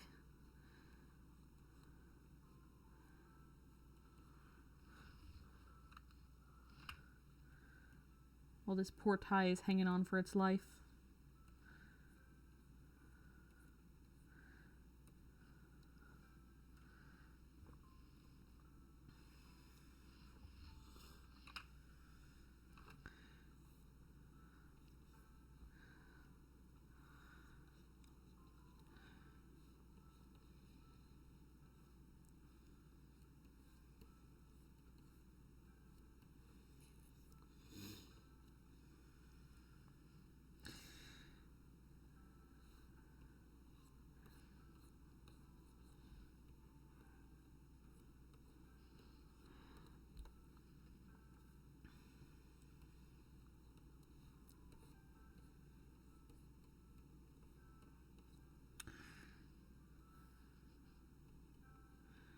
Get a belt on him.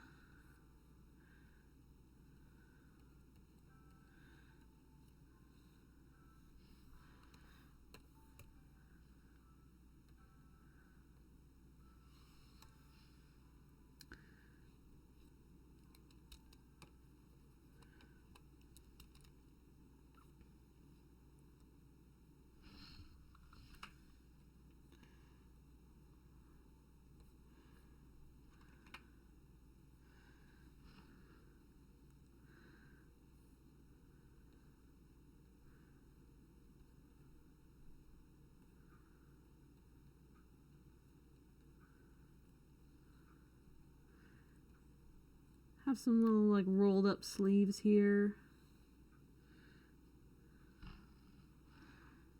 going on.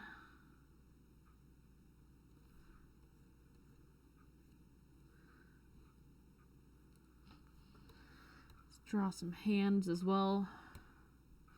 Oh, whoops.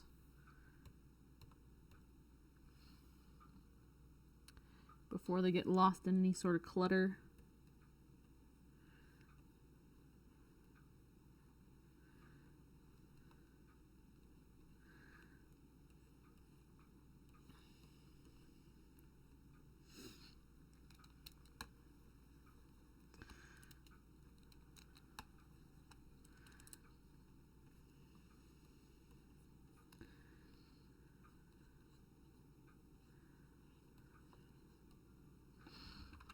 C, Control C.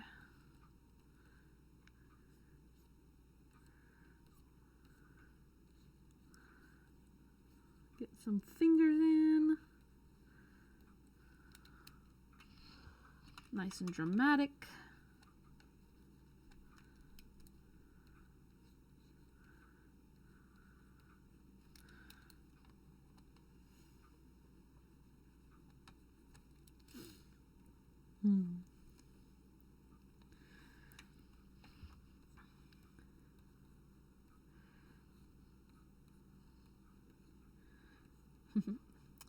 I guess this year he'll really be snowbirding and taking advantage of those executive perks by heading off to migrate for the winter to somewhere warmer.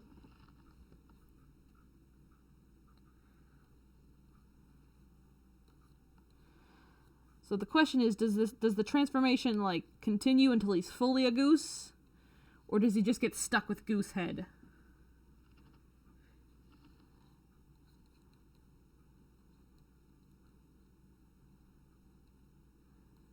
Because I kind of think just being a random goose-headed human is even more hilarious, you know?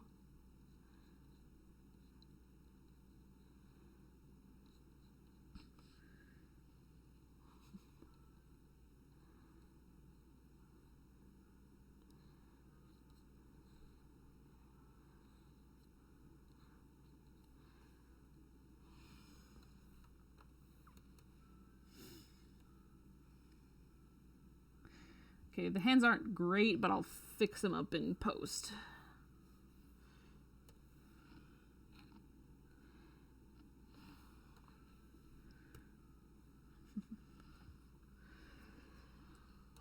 So how's everybody's week's been going? Mine's been doing okay. Mostly just getting stuff in order. Unfortunately, I had to back out of the one commission that I was going to do this month because of issues with the commissioner, but otherwise it's not been too bad. Been getting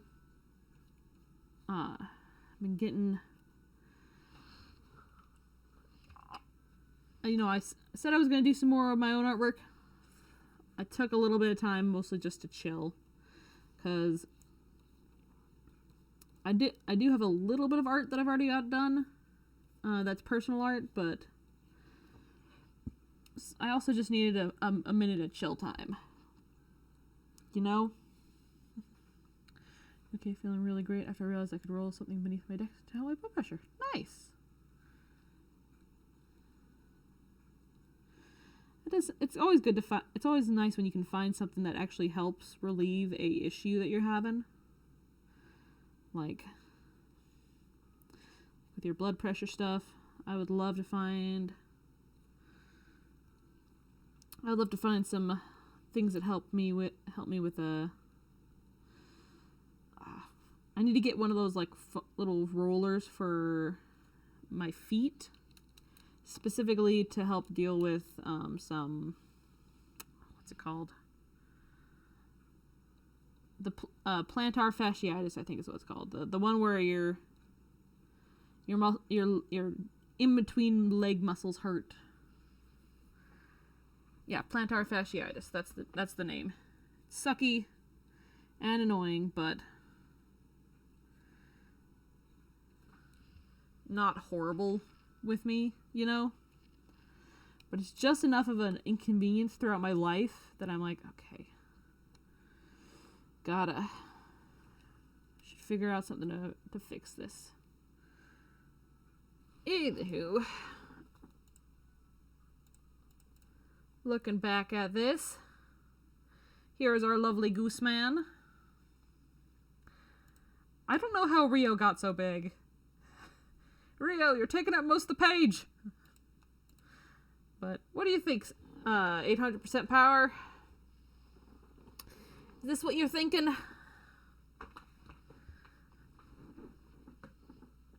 This your goose?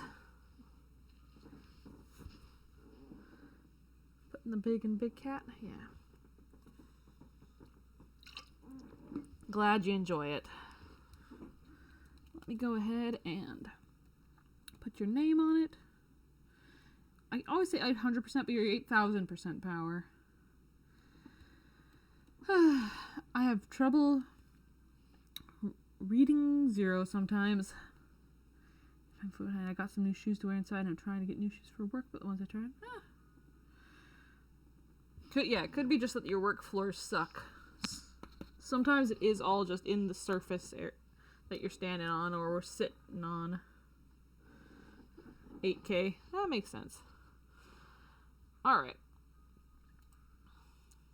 So, looks like we're hitting about midstream, so let's keep rolling. And see what other number we can pick.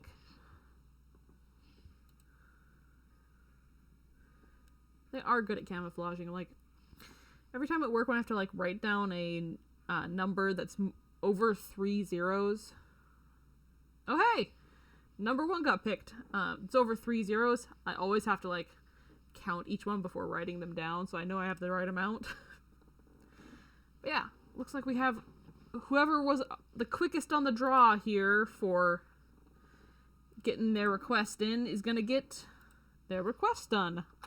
Nice. I don't think I've ever actually had number 1 get picked before. And it looks like it is Wearnimal.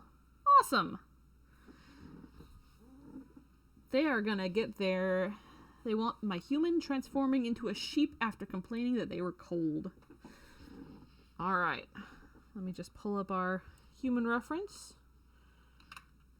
Which I assume this is what that is.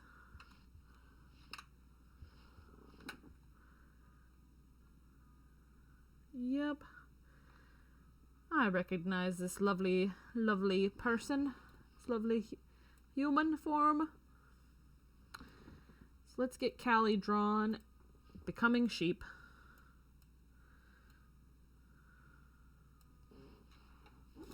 Cold and sleepy sheepy.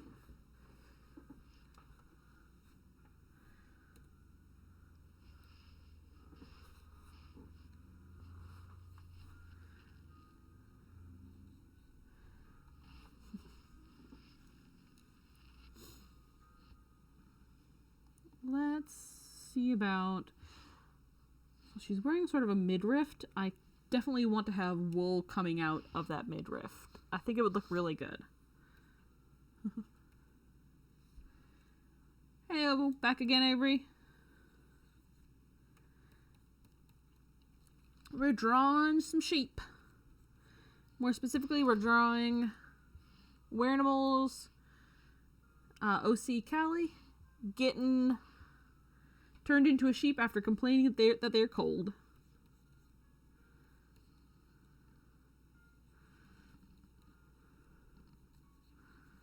So let's get some...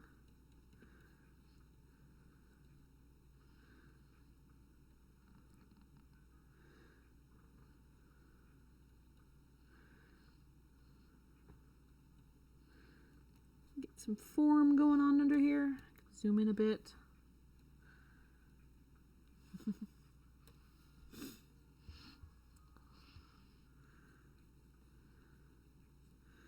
The crime of wearing a midriff out into the cold.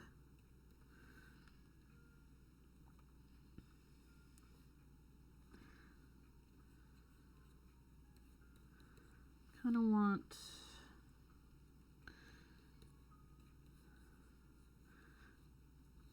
sort of like they're all tucked in, a little tail poofing out.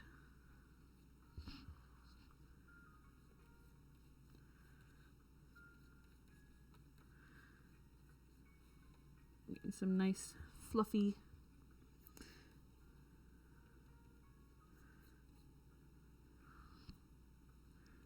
sheep haunches.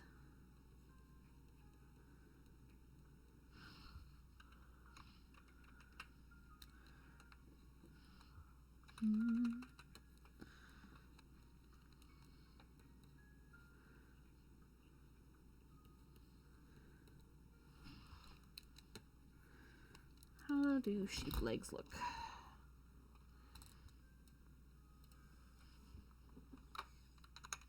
Ship.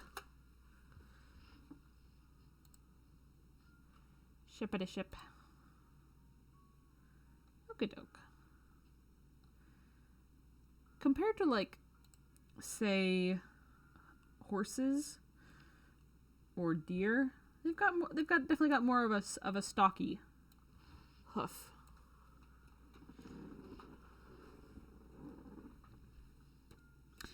Okay, so let's keep this front foot human and get this back foot behooved.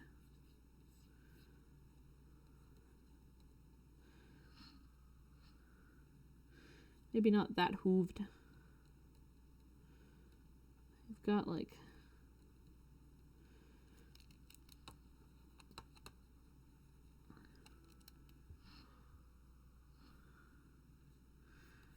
okay, we want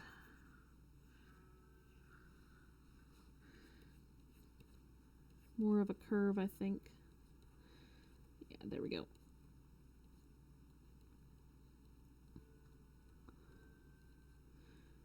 Then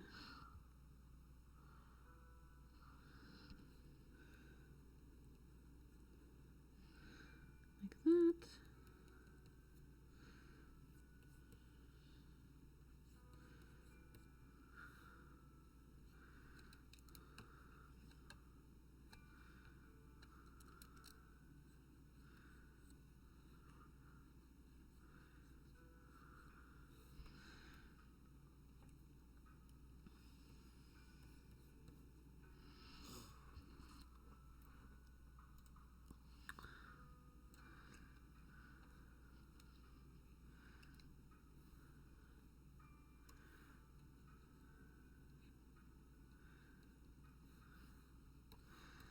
Let's zoom in up here on the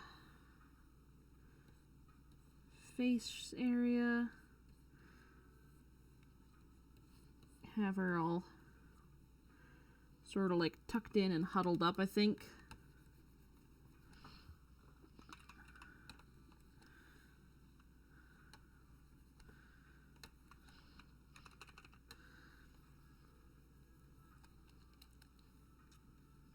Like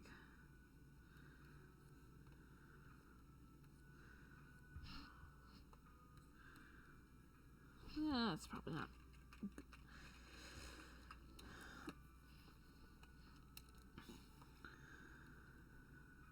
Got the head ducked down a little.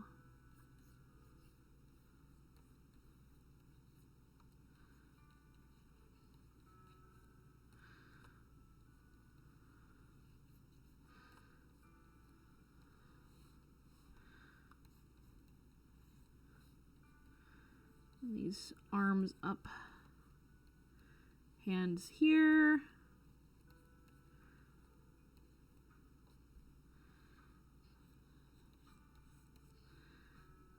Other hand here. Sort of grabbing on over top to try and get all curled up. Little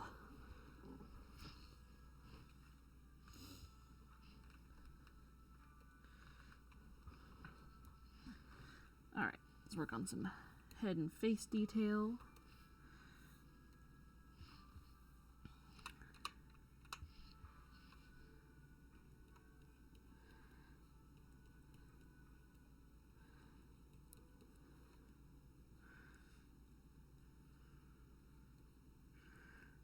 Sort of a chattering teeth situation. I can see her just, being like, "Brr, it's cold." Not much.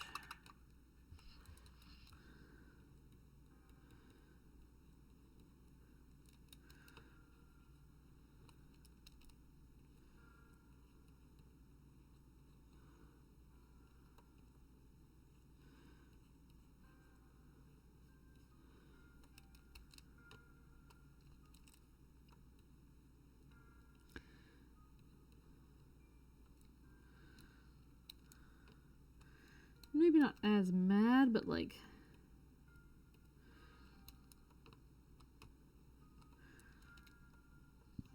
because she's cold, but she's mostly just complaining, is what the thing said.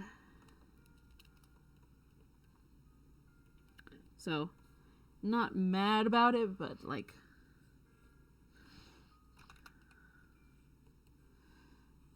definitely, commenting on things.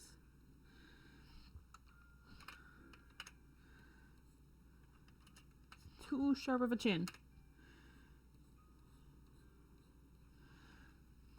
I don't need to know that. Then let's get some ear stuff going on. I think it's beginning to get a little different.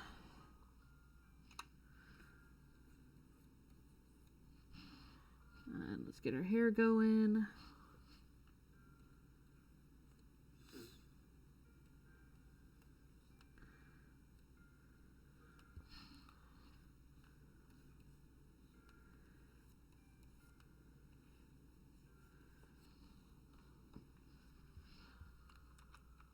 Oh, I have a kitty head right on top of my keyboard. She is close enough for me to pet while I'm typing away, while I'm typing stuff. Such a good baby.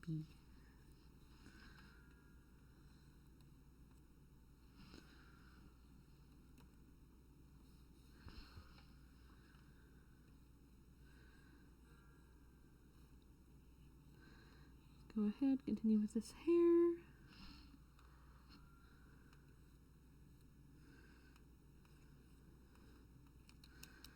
See if I can't figure out how to make this work more in 3D.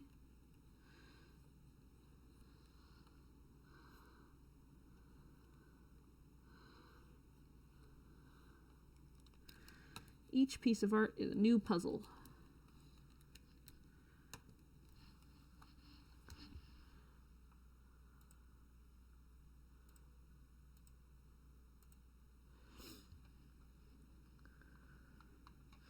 Okie doke.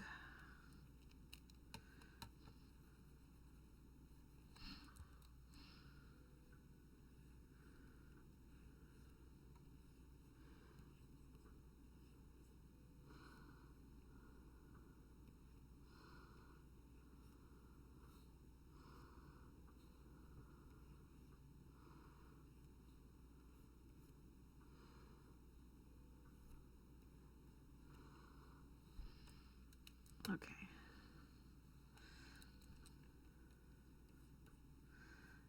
I think that was throwing me off.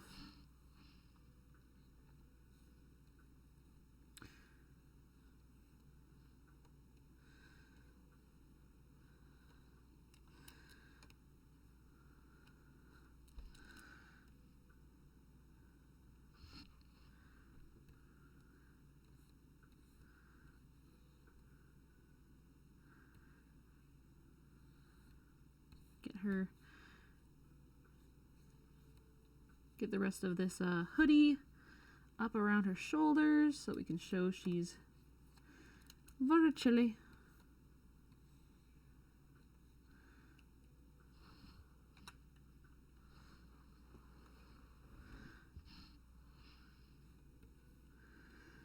She must have thought that, oh, it's fine. Sure, it's a midriff hoodie, but it'll be enough to keep me warm. No.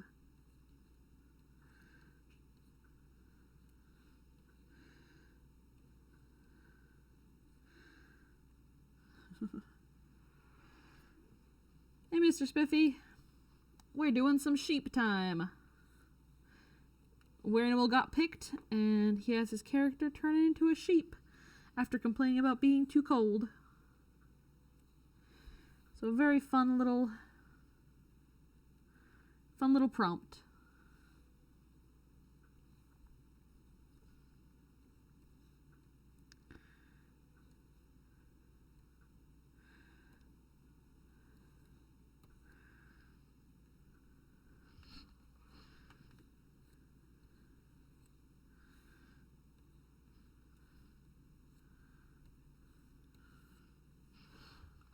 See? Close enough.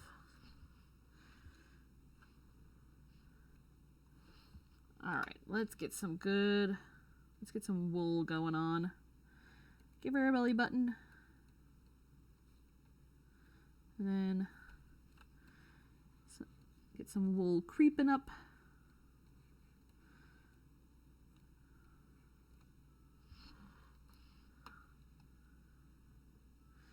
Chilly sheep. Chilly chilly.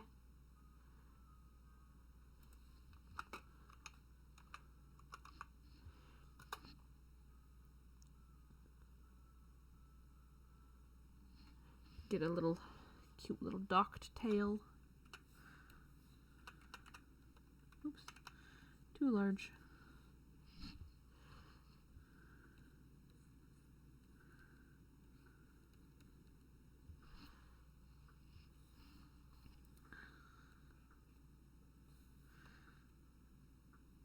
I think I'm gonna have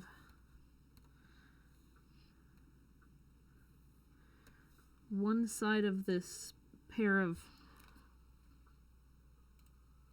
sweatpants like all ripped up so we can see more of the leg situation that's going on under there.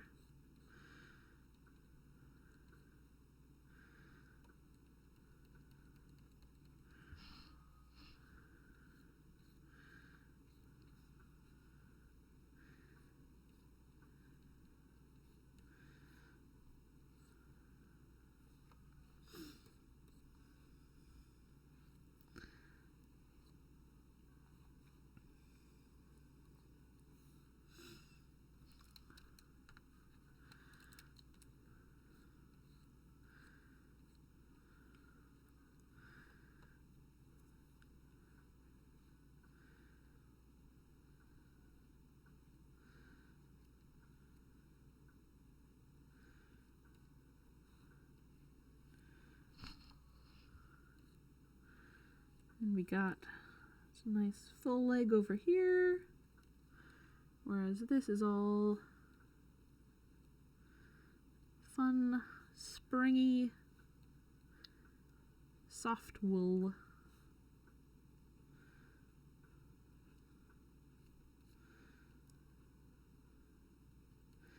It transitions into that shorter, shorn area.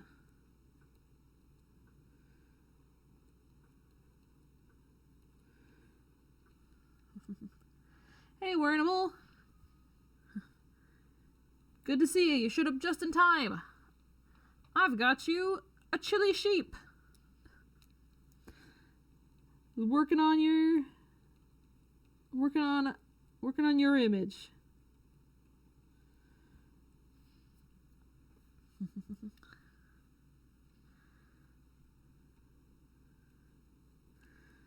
In fact, I'm almost done with it. So, yeah. Perfect timing. There's been a lot of pretty good timing here on this stream.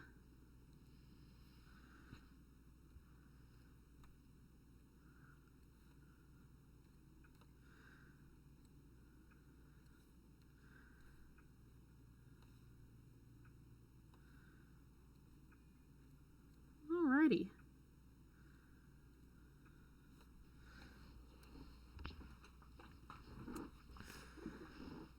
Take a look-see.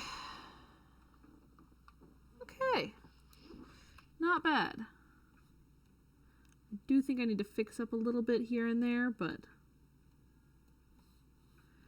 overall, pretty happy with it.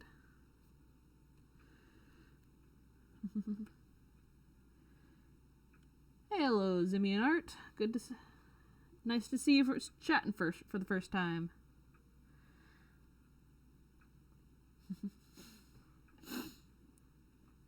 All right. What do you think, Zelo? Sorry, not Zelo. What do you think, Werenimal? All good?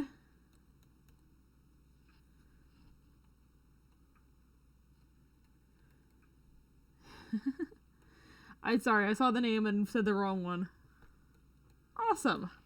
Glad you love it. Let's go ahead then and pick our next victim. Again, I'm gonna just refresh just in case anybody put anything else in there. Because that has happened. Kind of gender. Fair, fair. Alright. Spin!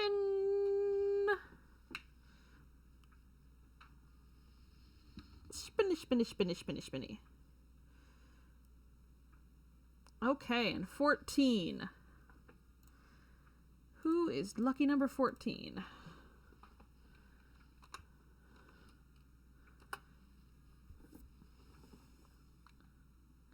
Hey, Zelo! Now I am saying the right name. Awesome, awesome. Looks like you want a cow satyr TF. Probably immediately post. Just make it extra chubby belly, udder, legs, arms, and lower body. All furred up, cow ears. How I usually do satyrs. Can do no clothes if that's easier. Okay. Let's pull out our reference material. Yep, cow time. Alright. And we got our lovely friend Zelo there. Pop them up in the corner.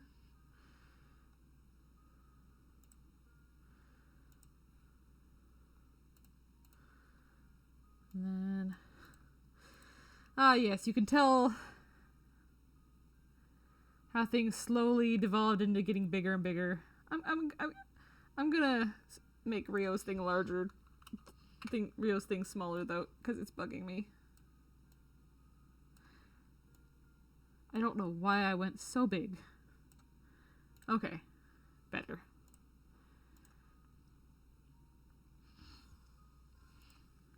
Alright. Back to on focus. We want a fun set cow time. Alright.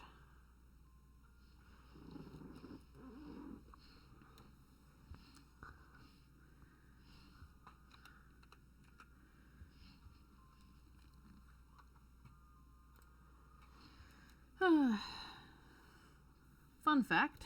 Did you all know that cow's milk is influenced by what they eat? So, like, if you have a cow that goes into a clover field and eats mostly clover, you'll have pretty regular tasting milk. But if your cow gets into, like, say, a garlic patch and just eats garlic, you will have garlicky tasting milk. Yeah, it's really interesting. Like, and I think some plants interact with other plants weird, with like the milk weird. So like some, like I can't remember which, but like they taste different. Like you wouldn't like sort of you wouldn't expect this plant to taste like that in milk type of deal, but good if you want garlic for butter bread? Yeah, I suppose so. I haven't actually tried any of it, and mostly it's just a fun fact, but like just a fun fact that I know because I've got family that lives in cow country.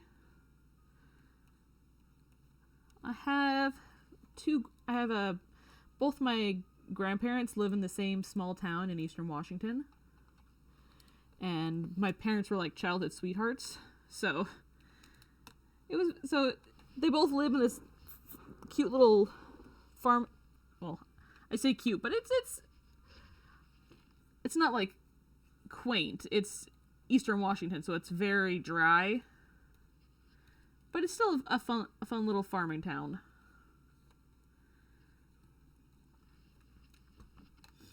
I like to joke that I've got one set of grandparents for meat, one set of grandparents for vegetables. Because honestly, that's the way it works. Like my maternal side, they have like a small garden, but they mostly they retired onto a little home farm, and they have a small garden, but they mostly raise animals. So, and the way that it works is because my mom is from a family of 10. Each kid helps pay for a cow. And then grandparents raise the cow, take general care of it, and then all 10 family members get together, all 10 kids and grandkids and cousins and aunts and uncles all get together, and then we butcher the cow and piece it all out, and everybody gets meat. It's actually why I'm saving up for a deep freeze, because if I have a deep freeze, I can store the meat and vegetables that I get from my grandparents. Yeah, I've got a extremely enormous extended family. I've got 10 on my mom's side, which I just told you about, and then on my father's side I have 7. And that's not even counting, like, I've got 2 aunts that are adopted. Not officially adopted, no paperwork or nothing, but like they were adopted into the family, and because their personal like family situations weren't great, and they were friends of friends of an aunt or an uncle during high school type of deal. Yeah. That's basically what our family does. Is everybody gets a whole cow, and then we freeze them. We cut them and we freeze them. Or chickens, or pig. Depends on what the grandparents want to raise.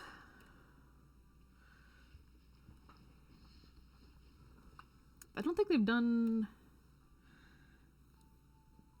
much cow recently. They've done some, but like not a lot.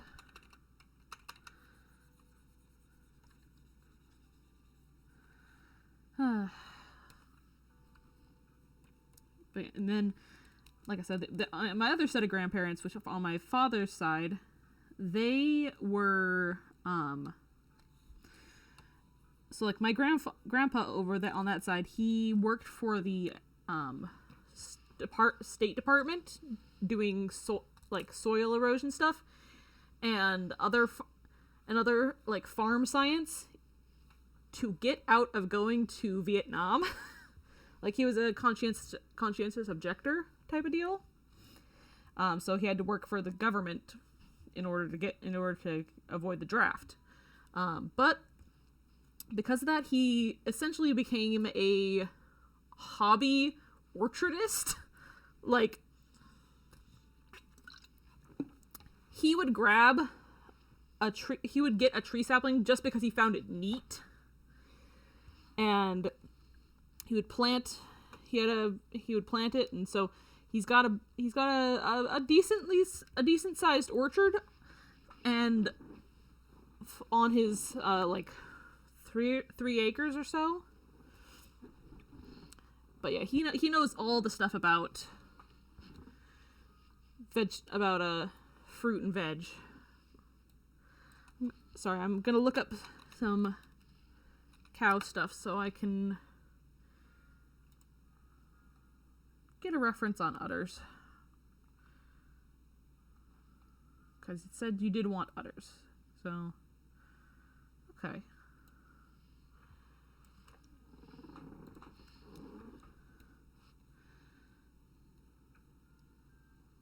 So yeah, I got 2 sets of very awesome grandparents. And, you know, whenever I go to them, I always bring a cooler with me, because the way that both sets of grandparents show love is by giving you excess food and canned goods. And with my grandma, she gives me sewing stuff, because she also does quilts, and on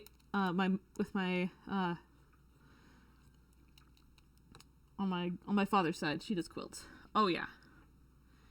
It's very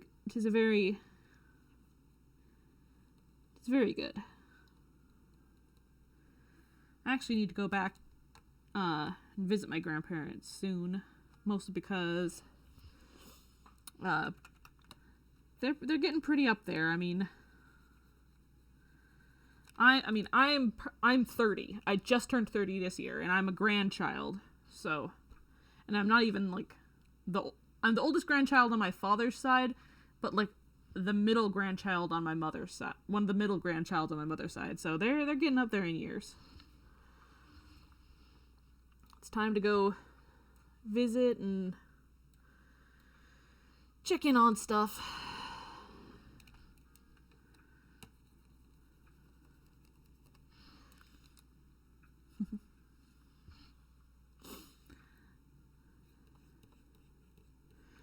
I've been rambling for a little while. What do you think, Zelo? What do you think of this pose? Looking good so far?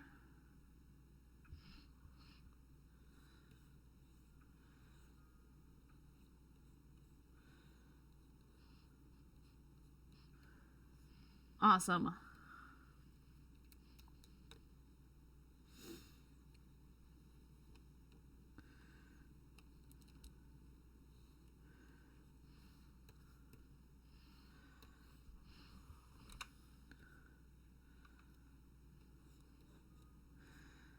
Yep.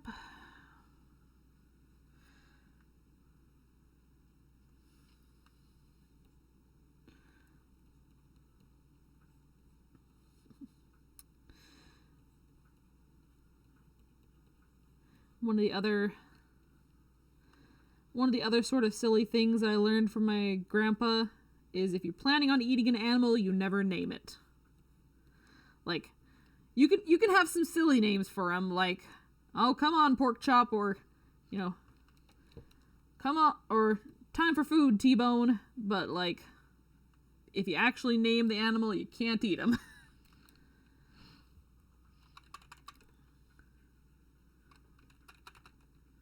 I think they got their, like, first cow or so when my parents were little, and it ended up being a family pet instead of a actual source of food because of that exact reason.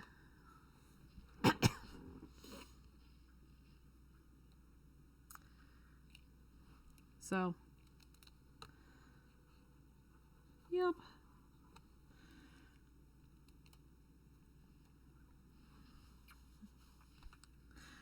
I think I need to pull this up and out of off this layer into its own.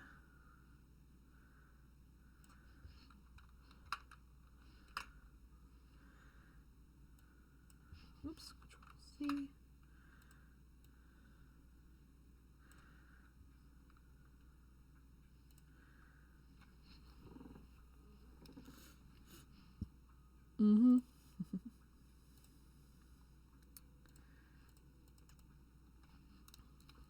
Yep, the other main animal that my mom grew up and her side of the family grew up around was bees, because that grandpa decided to become a beekeeper.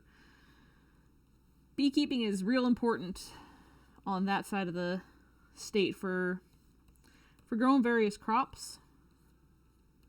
Because otherwise, you've got these huge orchards, usually full of apples, that need pollination. So, because they had 10 kids and it was the 70s, my mom's side was always pretty broke.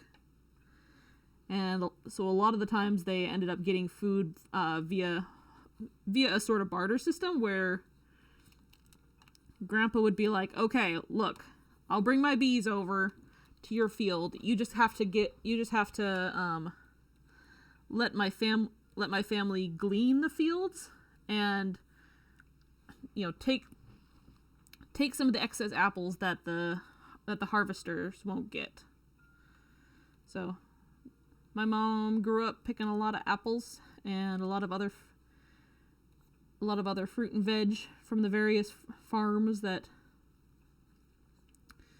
my grandpa would take his bees to. Every summer, every winter, he'd drive down to California in order to pollinate their plant trees.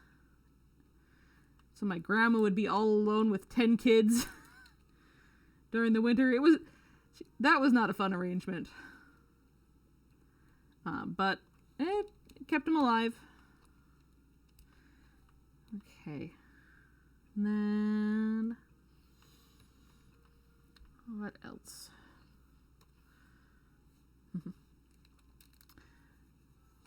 My mom remembers that growing up she kind of hated her older brother Stan, because when Dad was away he was the man of the house and had to look after all the other kids, so he was bossy because he was the oldest sibling. He had to make sure all the rest of them were safe, which of course young kids don't like. Do I want to put little horns on this cow? 'Tis an important question.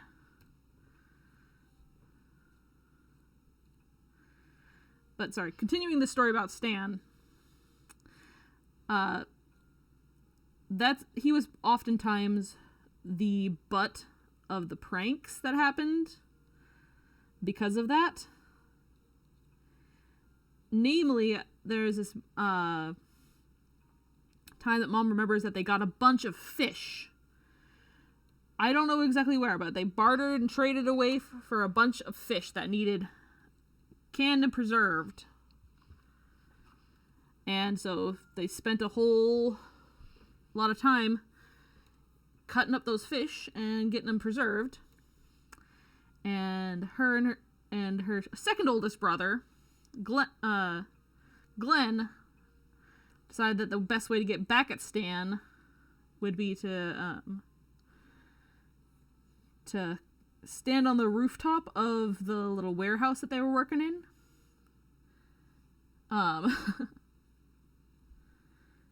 And he had my mom and her sisters call Glenn out and be like, "Hey Glenn, come out here, come take a look at this." And he was up on the rooftop, and he dumped the entire bag of rotten, week-old fish heads on my Uncle Glenn. And you could hear Glenn swearing for a country mile. Like, the only reason that Stan didn't get his ass whooped was because he was on the roof. So it was quite a day. Quite a day.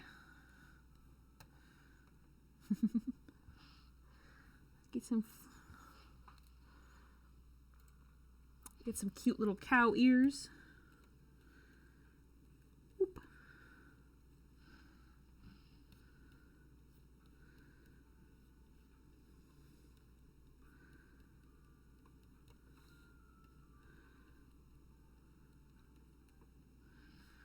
Yeah, I think I'm going to do some cute little horns. Because why not? They're cute. Maybe not exactly cow-like, but they're fun. On the wrong part of the head to be strictly cow horns.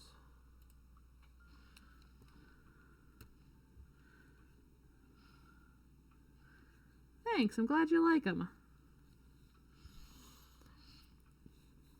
I enjoy,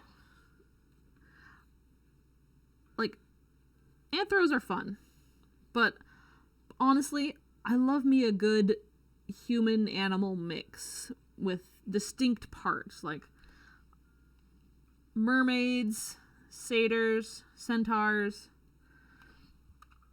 Something about it scratches my brain the right way, you know?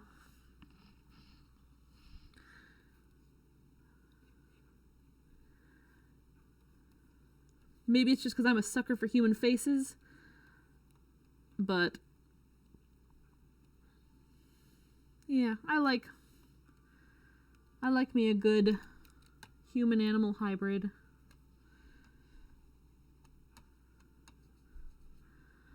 fact, I've got this whole little... I've got some thoughts on some world building for half-animal folks.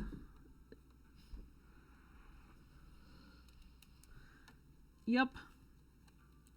Everybody's got their own little niche. We got our fae lovers. We got our insect girl appreciators. All sorts of things. Well, the world building for half animal folks? Yeah, I've been considering building out a fantasy world where they have what's the word? Where there's humans, yes, but there's also half folk, as they call themselves. And half folk refers to any sort of mixture of any sort of satyr-like mixture. So like mermaids and harpies and mermaids, harpies, satyrs. They're all considered part of the same species because in this world I imagine they can interbreed. Sort of having a 50-50 type of dealio where, you know, things can turn out like either as a satyr or as a mermaid if a mermaid and a satyr got married type of deal. I should write it down because otherwise I'm not going to be great at explaining it. Maybe I'll write it down more in the Discord and then bring it out to other folks. But yeah, the main thought is that there's a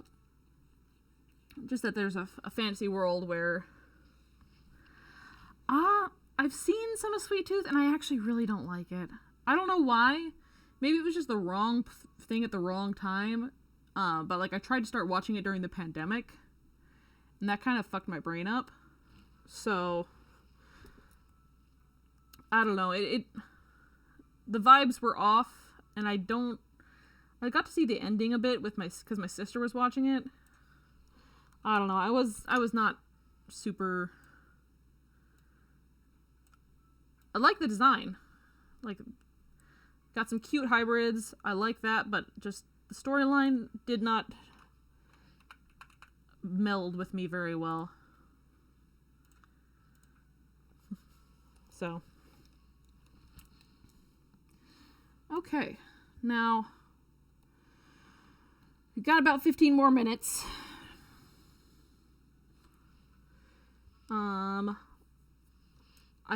I think that's all good. What do you think, Zelo? Pretty happy with your cow form? I'm giving you some cute little cow splotches.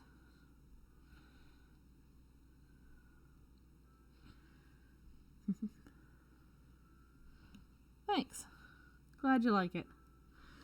But yeah, we got 15 more minutes before end of stream.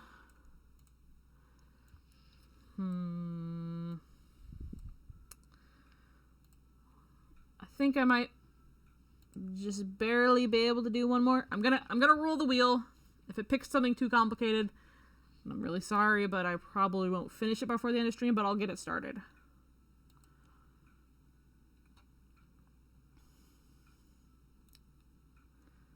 All right. Number 18.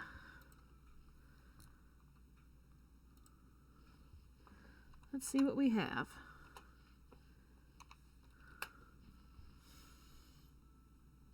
Ah, Azure.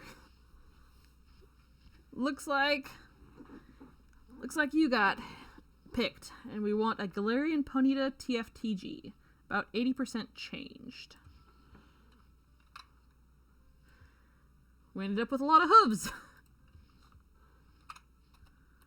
Now, like I said, I don't promise that I'll be able to finish this by the end of the stream, but I will get a good start on it.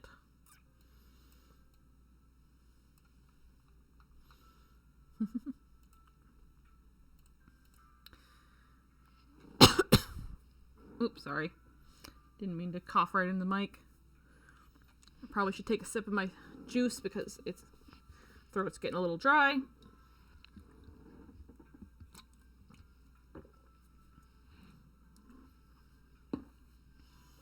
All right.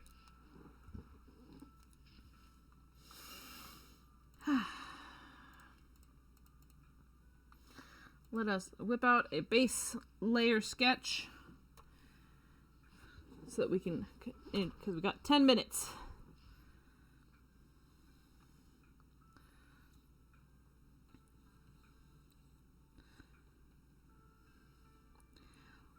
When you say 80% changed, you're wanting all the way to anthro form, or are you wanting more satyr like Azure?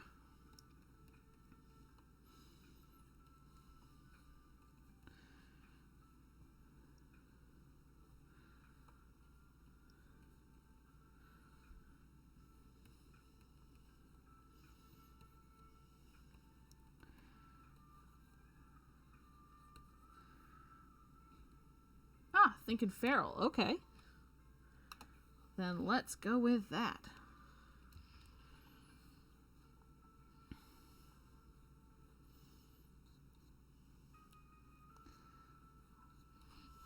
Can horses sit like dogs? I don't think they can.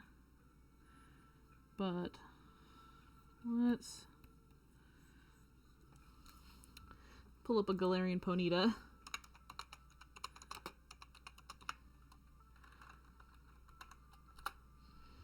So I have reference images. Okay, so these have little, very My Little Pony bean body style bodies. And then have one hoof sort of going up like that, I think. And a sort of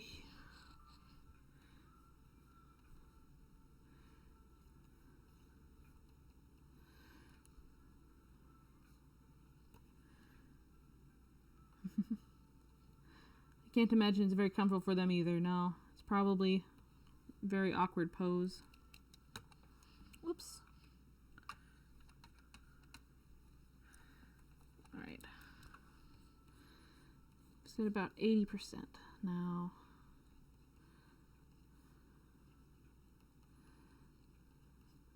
Let's get sort of a muzzle going on. Oh yeah, Galarian Ponyta is my favorite Ponyta. Like, other Ponytas are pretty good, but Galarian just kind of hits it out of the park.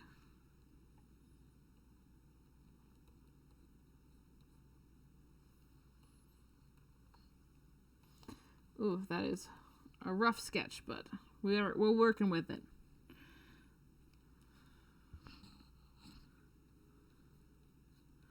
We will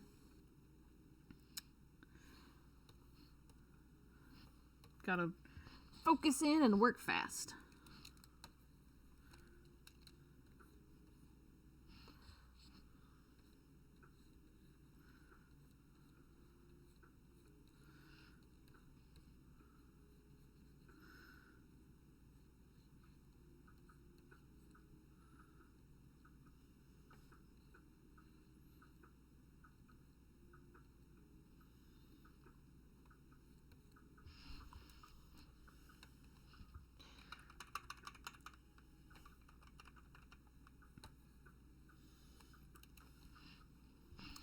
Then I've got sort of a very almost swan-like neck.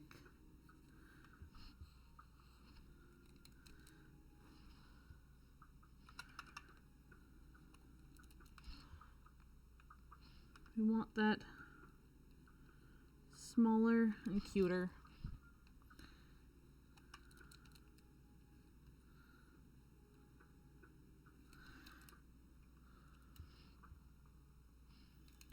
Like,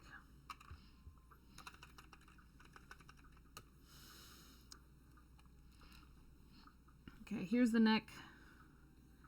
And we want the head bit of the muzzle to be big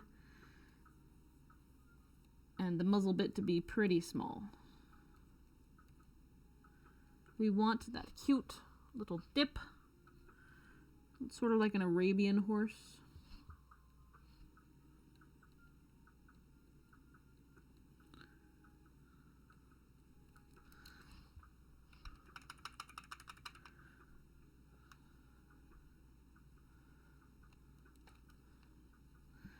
Then I want the mouth to be open a little bit.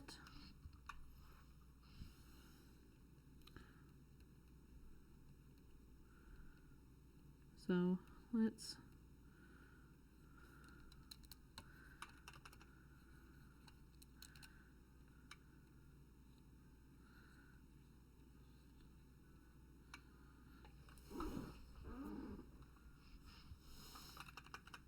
getting the face in, and even if the rest of it isn't in, having at least the face helps.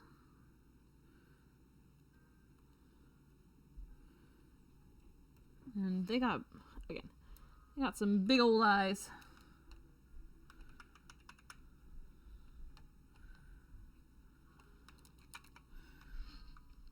The better to look cute and pretty with, I guess.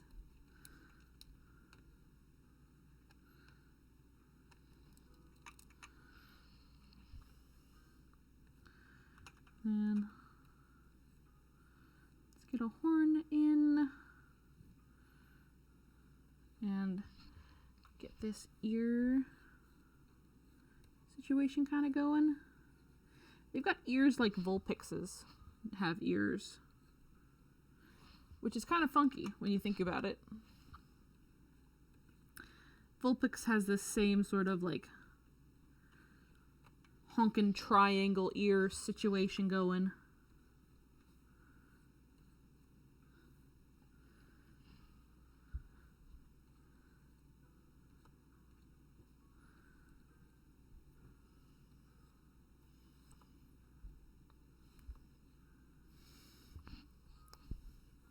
And we're being very loose and rough with a big old mane.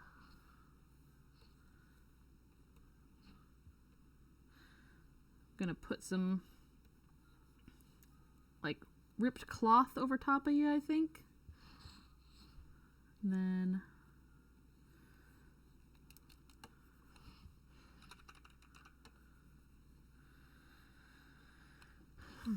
try to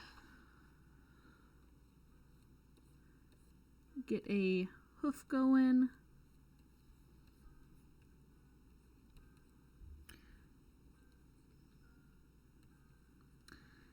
It's a little pom-pom hoof. I have a doll that I have it's a centaur doll, and I've based it off of a Galarian Ponyta. That's one of the last things I need to finish up on it, actually, is I need to get its little I need to get its hooves done up there in the right color and make them into little pom-poms. Okay, 4 minutes to go. Can we do this? Or can we at least get some of the base structures down for the back hooves?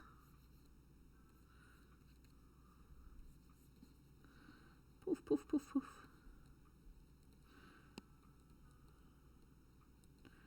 Whee! We speeding.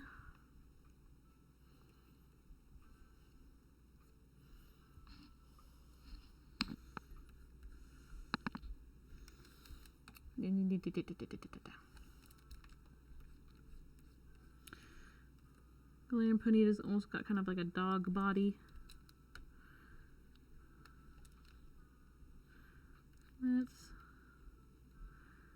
hold this neck in. Have sort of a still human shoulder poking out back that way.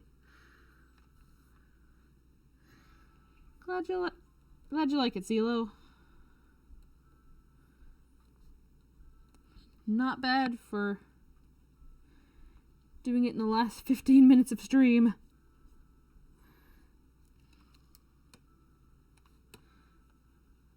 Yeah, it's kind of extra rough, but these will. I should probably have these out on Friday, because I'll work on them on during my shift.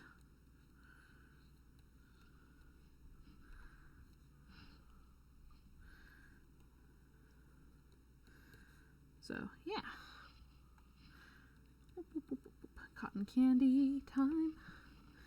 Yeah, good stream. I'm glad to have had y'all here. Just, I'm actually pretty happy with where this sketch got for having as little time as we did. Let's sort of have this hand out this way, trying to balance itself out.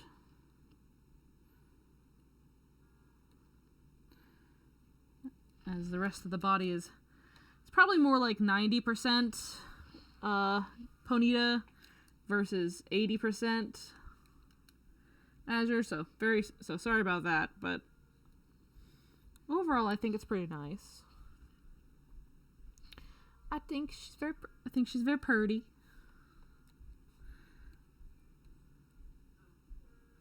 Should probably write down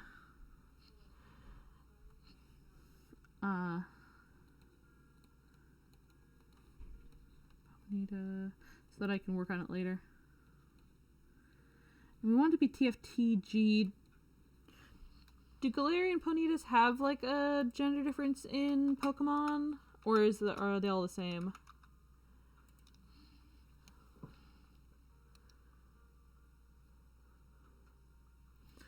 I'm just taking a quick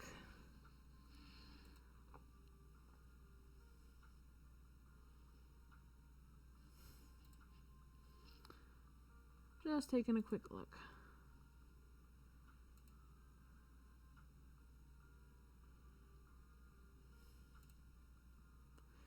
I don't think they do, but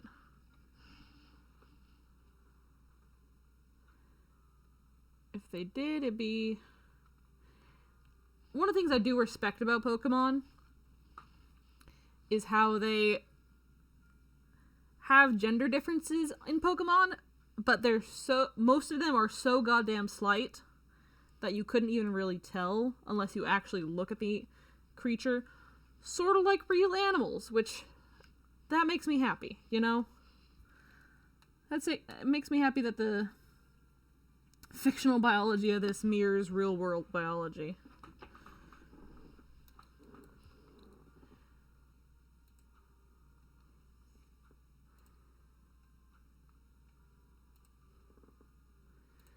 Oh well. If there is a gender difference, I'll look it up. I'll look it up a bit later. But yeah. I think that's where we'll end the stream, guys. Take a quick look at all of our lovely abominations. Make sure to save everything. I hope you all get to have a very good night, and thanks for hanging out with me. It's fun to see y'all again. I